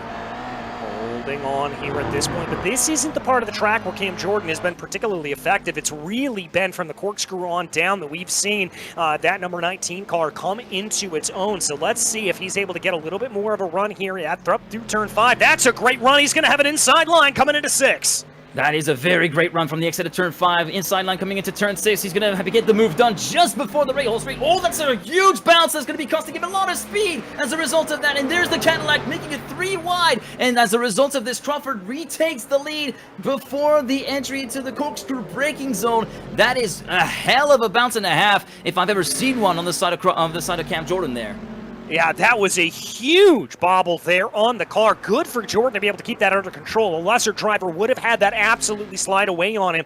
The problem is he's going to have to do this all over again, as that mistake has led to Crawford getting back in front. But here comes Jordan with another attack. A solid run at the exit of turn 10 on the side of Jordan. He's going to show himself in the mirrors of Crawford and try to get a better run through turn 11. And look at the speed he's able to carry through, just rolling the car all the way through the corner, trying to go side by side on the start-finish straight along with Crawford. They're going to be neck and neck heading to the timing beam. And look at the speed that snowballs all the way through the start-finish straight for Jordan, who retakes the lead before the entry into the Andretti hairpin. Will Crawford try to tackle back Cam Jordan here for the lead in the Andretti hairpin? The answer is a no. He's going to have to wait for another opportunity to come by. Yeah, and I don't know if he's going to get it here with the way that we've seen Cam Jordan being able to drive. I mean, the gap's already 0.4 of a second as they work their way through turn 4 right now. Turn 3 right now. Well, let's go back and take a look at this replay. I mean, this was just a gutsy all-out send. It was a gutsy all-out send, and it's very much started all the way back in the previous lap with that exit from turn 5 from Cam Jordan, allowing him to get a much better run before turn 6. But here, watch this from the perspective of Crawford. Bam! That bounce from the left here has cost dearly to Cam Jordan on that instance, allowing Crawford to pass by. And then you see one of the Cadillacs lapping the two through the middle, and through the corkscrew we go. And you can see that's how the retake from Crawford came in. But then that solid, very smooth, beautifully executed run through turn 11 from Cam Jordan, allowing him to snowball just a few extra miles per hour of speed that really helped him all the way through to turn 2 at the Andretti hairpin to retake the lead away. Yeah, and just keeping that momentum. I mean, we talked about it at the top of the broadcast, that especially in these cars, it is momentum for these GR86s, and that's exactly what he's able to do. Here's Anton Schopler now able to move his way up forward behind Zachary Mertes here as they go. Kevin Chabot not too far behind, only about 0.2 of a second back, but Schopler doing a great job of keeping his eyes focused forward. Actually, I just noticed something with Chabot, who was looking to actually go for a battle for third place, has tumbled down all the way down to 8th position. Now, keep in mind, the battle for the third place was a very, very tightly knit pack of 3 cars, so I might expecting there might have been some argy-bargy action there that might have gone a little bit too far, as we see from the back bumper of Zachary Mertes, the battle with Schopler and Kevin Chabot as well, trying to get a little bit of a piece of the action to move up into P7 ahead of Schopler. They're going to go side by side on the run down towards turn 2 at the Andretti hairpin, who's going to get the advantage of the braking zone. He looks at the Chabot barely has a bumper of an advantage through there. We're going to see Schopler continue to hold around the outside, and Chabot takes the place. P7 for him it is. Nice run there from Chabot. Really heads up to be able to get that to play. I didn't think that was going to be the case. I really thought that Schopler was going to be locked on in and able to push ahead, but clearly Schopler going to push ahead here at this point, and now he's going to have to try to re-rack, restack, and try this all over again. Yeah, and he's going to have quite the amount of work to do as, yeah, he has a gap of 0.4 of a second to catch back up to the car of Kevin Chabot in front of the number 1 GR86. In the meantime, just to give a little bit of a heads up of the situation with 12 minutes to go, Michael Janney continuing to hold a steadfast lead of almost 3 seconds in the Cadillac category. In fact, we can see the leader lapping the battle that we were witnessing a little bit earlier on for P7 and P6, as we see Chabot being lapped as well as Zach Mertis. And there it is, the leader, the number 92, the number 92 of Michael Janney, 2.1 seconds ahead of Jake King, and a solid Patrick Hingston, it must be said, in 3rd place in those Cadillacs. Yeah, very solid run for him. Oh! Oh my goodness, as we were mentioning it as well, the commentator's curse has hit in full swing, and that is a huge impact for Hingston. It looks as though it was Bellarmine, or was it somebody else that actually got intruded in that? Let's actually see. Through turn 6, oh, that was a very wide run there for Hingston, and look at the Cadillac behind him, and can't exactly see the name. It looks as though it is the number 11 of Aiden, no, it's not the number 11 of Aiden Crawford. I'm kind of messing up the exit there from, oh, Trupiano. Yeah, I was trying to get the name there, but yeah, Trupiano, wrong place, wrong time, trying to take advantage of a bit of a slippy, slidey run from Hingston, and oh, yeah, that is race over more than likely for Trupiano. Ouch! We got to witness the perspective of the 97 car, because that was a brutal one for the Michigan. Yeah, it really and truly was. And you've got to feel bad for Andy here at this point. He had absolutely nowhere to go. He saw that wide run from Hingston, a little bit of a slide coming down through the corkscrew, gets on the power, catches a little bit of it, tries to move to the outside, and yeah, just absolutely nowhere to go. Wrong place, wrong time. Case in point, that was turned up to 11. You got to feel for Trupiano. He was doing a pretty solid run all the way through this race, and as a result of that, just a tiny mishap, that tiny wiggle of the rear at the compression of the corkscrew, and then it just snapped back the other way for Hingston, and just you do have to feel for the number 97. In the meantime, the number 52, Jake King, continuing to hold a pretty steady 2nd place and a really nice placing in the Cadillac with 10 minutes to go, albeit 3.5 seconds away from the leader, Michael Janney. All right, let's see if there's going to be anything left to play here at this point with under 10 minutes to go. Janney's just been in control of this race and really and truly locking everything down. You've got to love it. You've got to respect it here as he runs. Doing an absolutely fantastic job. Absolute fantastic job from Michael Janney, and also considering the absolute chaos that we saw unfold in lap number 1 as we see Michael Janney, speak of the devil, lapping the battle for the lead between Aiden Crawford and Cam Jordan, going around the inside of Cam Jordan through turn 4, and that's going to be forcing Jordan out wide, which is potentially going to be gifting a bit of an opportunity for Crawford to claw the gap back down, but it's very marginal at this rate, and actually, this is probably the biggest gap that we've seen so far between the battle for the lead, as it has widened to almost a second now, and a very slow run through turn 5, courtesy of Aiden Crawford, is going to widen back to over a second. Wow, that's pretty remarkable here at this point. Crawford just able to stretch that, or excuse me, Jordan just able to stretch that out here at this point. And you can see Jordan was pulling that pulling that away a little bit more. He's getting caught and then able to pull away there on the last couple of laps. Good running there for him. Great running there for him, even though we see at the last few laps, Crawford managed to get a solid run through lap 11, and actually we see Jordan going very slow as a result of being lapped by Jake King, it seems like, and thus the gap is going to be yo-yoing as soon as traffic comes and goes, and now we're back to that familiar range we were witnessing before, 3 to 4 tenths. There's absolutely nothing in it with less than 10 minutes, 8 minutes and 25 seconds to go here in this final race.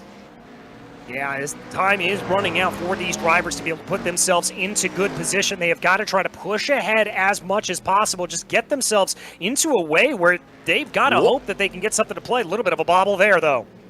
Oh, that was very hairy with Hingston, who almost ran into the back of Cam Jordan, actually, who didn't have to take the evasive action. He just stayed on his line, and that was Hingston had to do a bit of evasive action. I kind of want to see that again, because that could have been catastrophic very quickly, but Cam Jordan this time will be continuing to hold the lead, albeit in a very, very hairy situation. And yet another Cadillac coming into overtake. That is going to be Bellarmine taking over the two GR86s. Let's see what happened there on the lapping incident there from Hingston. So that was just after that, and you can see, oh, almost contact there for Crawford. He saw the launch. He could potentially go for it, but ultimately ran out of room very early on. This is a little bit earlier on with the setup for that particular moment there. Aiden Crawford chasing down the leader, that is Cam Jordan, and then further behind we're gonna have Hingston coming into the Cadillacs to lap these two, and you're gonna be seeing him appear on the screen on the right hand side, I presume. There it is, and yeah, he had to dart over the inside. So Perspective playing a little bit of games on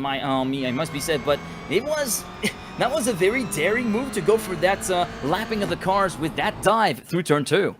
Yeah, very, very gutsy to be able to do that again, but you've got to be able to have that tenacity to be able to make that play, make that run here at Laguna Seca. Sometimes it's the only way to get on by, but right now, credit here goes back to Aiden Crawford as he has clawed that gap back in. It's down to 0.2 of a second, and it's game on for the lead of this GR86 field. 6 minutes and 35 seconds left to go. Crawford continuing to hound the back bumper of Cam Jordan, potentially trying to show himself in the mirrors there at the braking zone into turn 2. It's going to be potentially a crossover attempt there, looking to try and carry a bit more speed at the exit for the number 11 driver compared to the number 19. Jordan continuing to hold the lead, still holding around that 3 to 4/10 buffer that he's been toying with over the course of the entirety of this race. A little bit of a bump on the inside of turn 3 there for the number 11 car of Aiden Crawford. And again, with the sausage curve at turn 4, continuing to try and find a solid run compared to Cam Jordan, but it's not going to come this time. Maybe at the exit of turn 5, though. That is definitely a place to try and make up time. Yeah, it certainly is. If he's able to do it, doesn't look like he's got the run that he wants to there at this point. Starting to close on in a little bit more, maybe a little bit of a better run off of the corner did Aiden Crawford have, as the gap is going to hold true. A little bit of a dirt kicked up there for Cam Jordan as they come around, and it's going to be 0.4 of a second as they dive into the braking zone here for the corkscrew. Still nowhere to be seen. That opportunity that we were mentioning, just Cam Jordan managing to soak up the pressure really well in these final stages of the race here with the constant pressure of having Aiden Crawford chasing him down. In the meantime, behind, we do have quite the sizable gap inside of the category with Michael Odell continuing to hold on to the podium spot, about a second ahead of William Augustine, as we go from the perspective of the Michiganian driver Michael Odell in the number 56 car, getting chased, continuing to be kind of chased by Augustine, less than a second behind, but it's going to be down to the number of the 211 to try and jump up the bit with 5 minutes to go. Yeah, he's not going to have a whole lot of time here left to be able to get this to go. He's going to have to push. He's going to have to try. He's going to have to do everything that he can if he wants to try to get on by Michael Odell. With 0.9 of a second, the current gap here as they run, it's just not quite close enough to be able to get that down in a little bit more. But let's see if he's able to get anything to play. We're going to have to witness it from the timing screens as we're going to be heading back to the lead fight, and you can see the gap has continuing to shrink with that yo-yo effect. Every corner passing by, a little bit of a wide run through turn 4 from Cam Jordan. Is it going to be allowing Crawford to catch back up? Not that much. It's still hovering around the 2/10 mark. It's going to be down to the number 11 to try and get the opportunity to happen to make his own luck here on this circuit as we go on board with the number 11 car, getting a solid run through turn 5, but so did Cam Jordan, maybe a little bit slower, and Aiden Young trying to go on the lap. Oh, side by side. It is going to be forcing Jordan out wide. There's the opportunity we were talking about, going side by side with Aiden Crawford versus Cam Jordan on the run down towards the corkscrew, and he's going to keep getting the move done potentially before the braking zone. Is Jordan going to try to retaliate? He's trying to go side by side, but he goes a little bit too late, and thus the lead swaps in favor of the 11 in the GR86s. And that was absolutely brilliant aggression here from Aiden Crawford. Let's watch this from overhead here. Watch as we see the move come up to the inside here, and when Crawford gets alongside, he pushes Cam Jordan just to the outside, ever so slightly, pushes him off to driver's right as they come up the hill. No contact there between himself and Aiden Young. Here it is. They come up the hill here at this point, Thomas, and watch this. Crawford with just a little bit of a Pruitt fade, tries to pinch him down on the outside as they get into the braking zone. There it is to try to give him the suboptimal line. Holds onto that inside line. Just brilliant stuff there from Aiden Crawford. And yeah, Cam Jordan trying to emulate the pass, but unfortunately the speed of the GR86 and also the run-up that came up before it did not allow him to do that. And remember when we were saying that traffic can turn to the advantage in the Cadillacs? It goes both ways. It also turns to the advantage of the 86s in that sense, and Crawford sees the opportunity absolutely perfectly. A beautifully executed move from the number 11. Yeah, that's about as textbook can be here at this point. Got another battle farther back down in the field. This is Thomas Belleman. This is between himself and Patrick Hingston. This is for the final step of the podium on the Cadillac territory. Yeah, and Hingston continuing to try and shake off the incident with Trupiano, as we had a really, really big moment on the side of Belleman. A little bit too hairy on the throttle, a little bit too right foot happy, it must be said. That is going to be giving a little bit of room to breathe to Hingston, as he was really feeling Belleman breathing down his neck. But that little snap at turn 11 was enough to kind of correct the number 3 car driver and, yeah, open up the gap back up to 6/10. Yeah, the question here is going to be, with 2 minutes left to go on the clock and the leader's about halfway through the lap here, is there going to be enough time for Thomas Belleman to be able to get that back up and on through? And that's the question. There is your leader, Michael Janney, with a 10-second lead up at the front of the field here at this point. I think with lap times here at about 1:24, he should be coming to 2 to go at the line.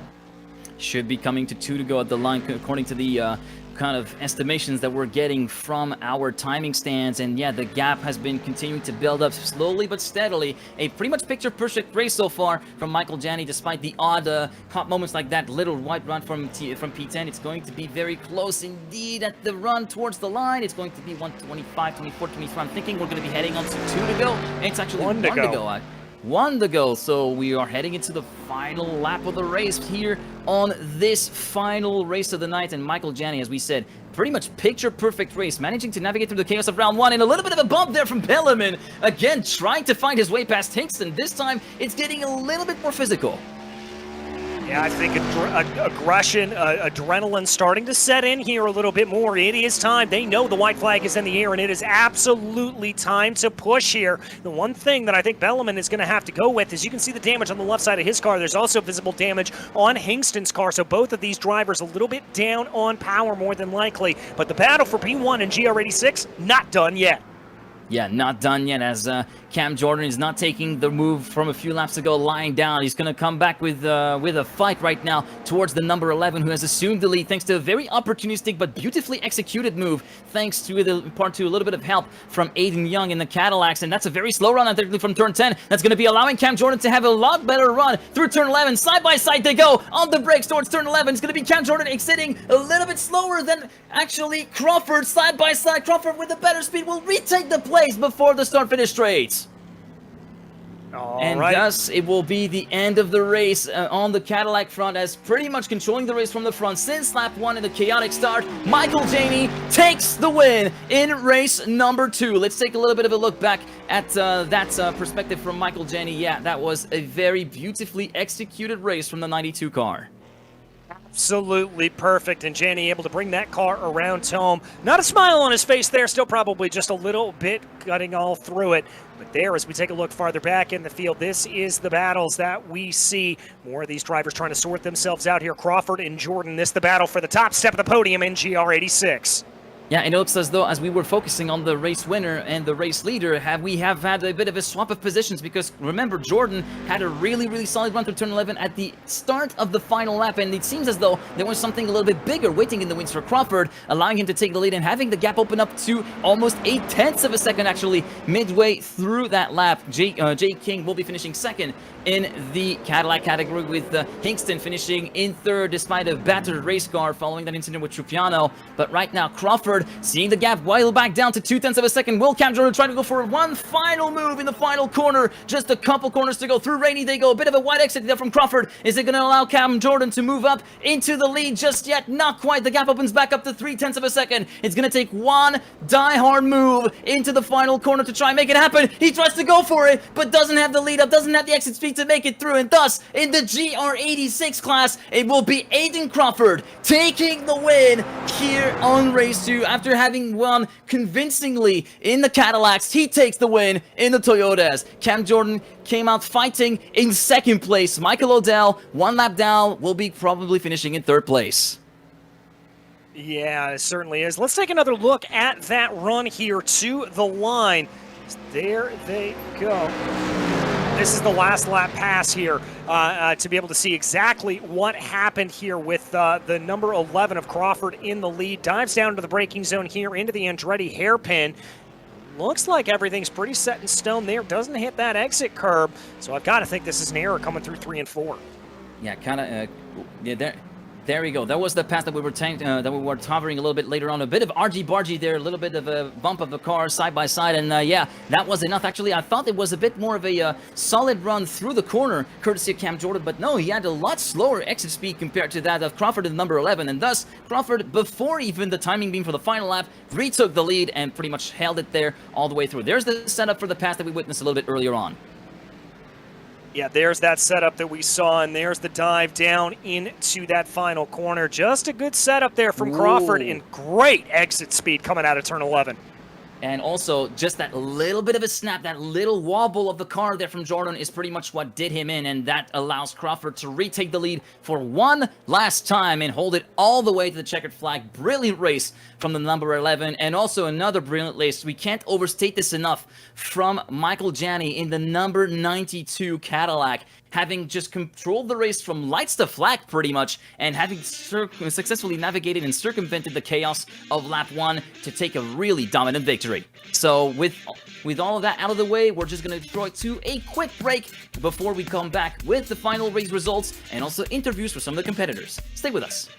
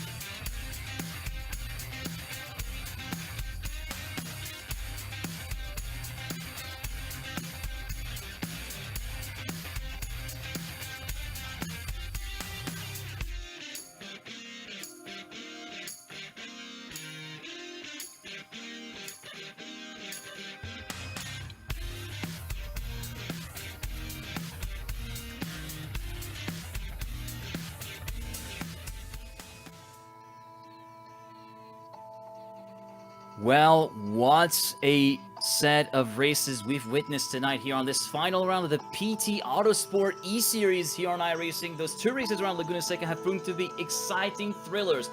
And here are the standings at the very end of this race. We do have Michael Janney in the number 92 having taken the win very convincingly, 13 seconds ahead of Jay King in number 52. Completing the podium will be Patrick Hingston. P4 will be Thomas Belleman. Aiden Young finishing in P5. P6 for Nathan Olsen. 7th place for Andy Trupiano, who was was unfortunately involved in that very first incident up ahead. Then we have Aaron Smith, who was involved into the turn 1, lap 1 chaos in P8, and P9, the last of the finishers with Michael Polasek in P9, one of the very early casualties in the Cadillacs.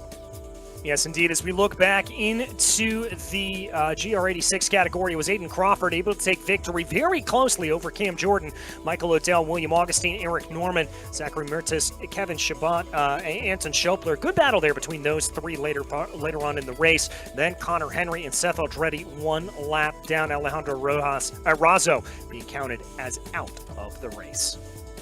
And thus, I think we should be ready for interviews. We've got plenty of people that are looking to go into the interview booth, and I think we cannot start with anybody else but the one and only race winner here on Race 2, Michael Janney, who's also going to be the 2023 PT Autosport eSeries champion. First of all, Michael, congratulations on a supremely dominant run through this race, and congratulations on the championship title. How does it feel? Yeah, really good. I had some issues, I think, early on in the championship, so I didn't know if I could come back from it. But yeah, then after round 2 at Nürburgring, I kind of realized, like, okay, wait a minute, there's a chance here. And then, race 1, it was just battling, trying to get past Nathan, which was not an easy task. And yeah, ultimately, I think he was a bit quicker than me, especially in the 86. And then, yeah, like I would love to continue it, I think, into the final one in the Cadillac as well. But yeah, sometimes that's what happens. Especially cold tires in those cars was pretty nasty. But yeah, overall, really happy. Any chance to potentially get in a real car is great because I've never done that before. So yeah, really looking forward to it. Alrighty, well, I'm going to throw it off to DJ. If you've got any questions, the floor is yours. Well, my friend, I mean, obviously, as you look ahead into the climbing the ladder here, just how excited are you to be able to walk away with this in the next steps? Yeah, really, really excited. I'm 23, right? So it's the last chance I could do this. Yeah, like, it's a bit of a obstacle when you get into motorsport and then sim racing a little later in life, as most of them go in at like young teens, for example. So yeah, any opportunity like this, I gotta cherish it, and yeah, I don't know what'll come of it, but yeah, either way, really, really looking forward to the shootout. Yeah. Well, we wish you all the luck in the world when you get there, my friend. And just on a personal note, go Halos. Hopefully we'll rebuild and be okay going forward. Yeah, we've suffered a bit of a shock, but I think we'll do okay. There you go, my friend. And that is your champion and victor here today, Michael Janney.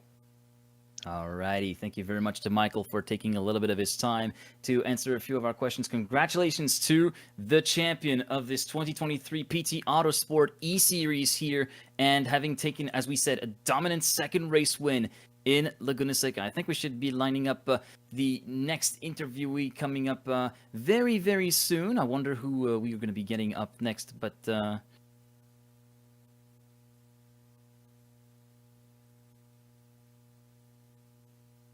okay, just as a quick heads up, we were just witnessing who we might be seeing, and there we go. We have P3 in the race, in the second race. That is going to be Patrick Hingston. Now, Patrick, P3 in race 2, but there were quite a few events in this race. Tell us how it went from your perspective. Yeah, I don't know what to say really, but the first incident, it's unfortunate for like Andy. Like he had nowhere to go because like down the corkscrew I got loose, and then like yeah, I tried saving it, but yeah, I hit him. I was trying to save it, so yeah, unfortunate. And then like from race 1, just unfortunate really. Yeah, unfortunate run, and yeah, we couldn't help but feel for you and Trupiano, because it was really a case of wrong place, wrong time. Just the car feeling like the car basically just snapped as you head into the compression, trying to correct it, just snapped all over and nowhere to go. Absolutely, but yeah, if you've got any questions, DJ, I'm gonna pass it on to you. Well, I just wanted to ask you, Patrick. I mean, talk to me about the going back and forth here among the other cars, switching back and forth between these two rear-engine machines. How did you find them? It's kind of like difficult, really, cause like the GR86, it drives like totally different from like the Cadillac, cause like the Cadillac, like again, like way more horsepower.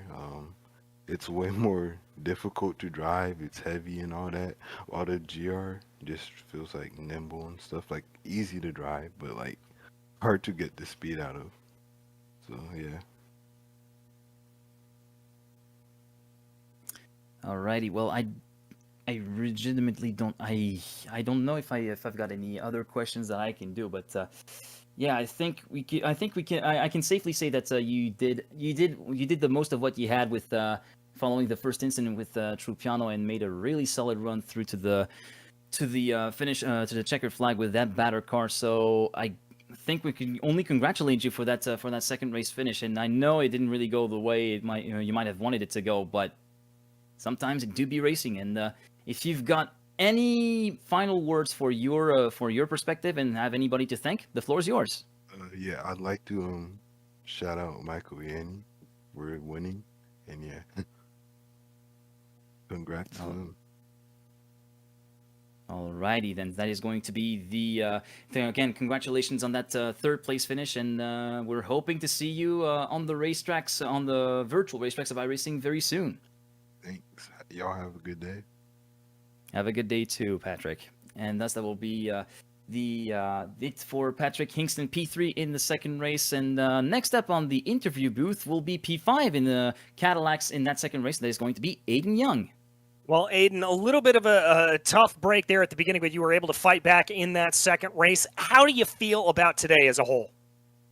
I feel pretty good. I'm just a little disappointed in myself that I couldn't hang on to that slide going up to the corkscrew. Obviously, once I lost the car, I was like, oh, well, there's no saving this. Guess I gotta try and do the best recovery drive I can. So I just got back out on track after taking my fast repair, pushed as hard as I can, drove my way up to P5, and with the P3 finish in the first race, I'm pretty happy with today's results because I can at least say that in both races I was fast and had the pace to win.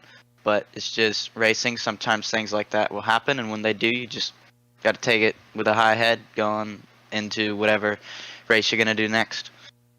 I think that's a great attitude to be able to have, my friend. But I mean, did you feel a little bit more confident in the Cadillacs? Were a lot more you could extract from this, or did you like the GR86s a little bit better? So I actually don't get on with the Cadillac that much.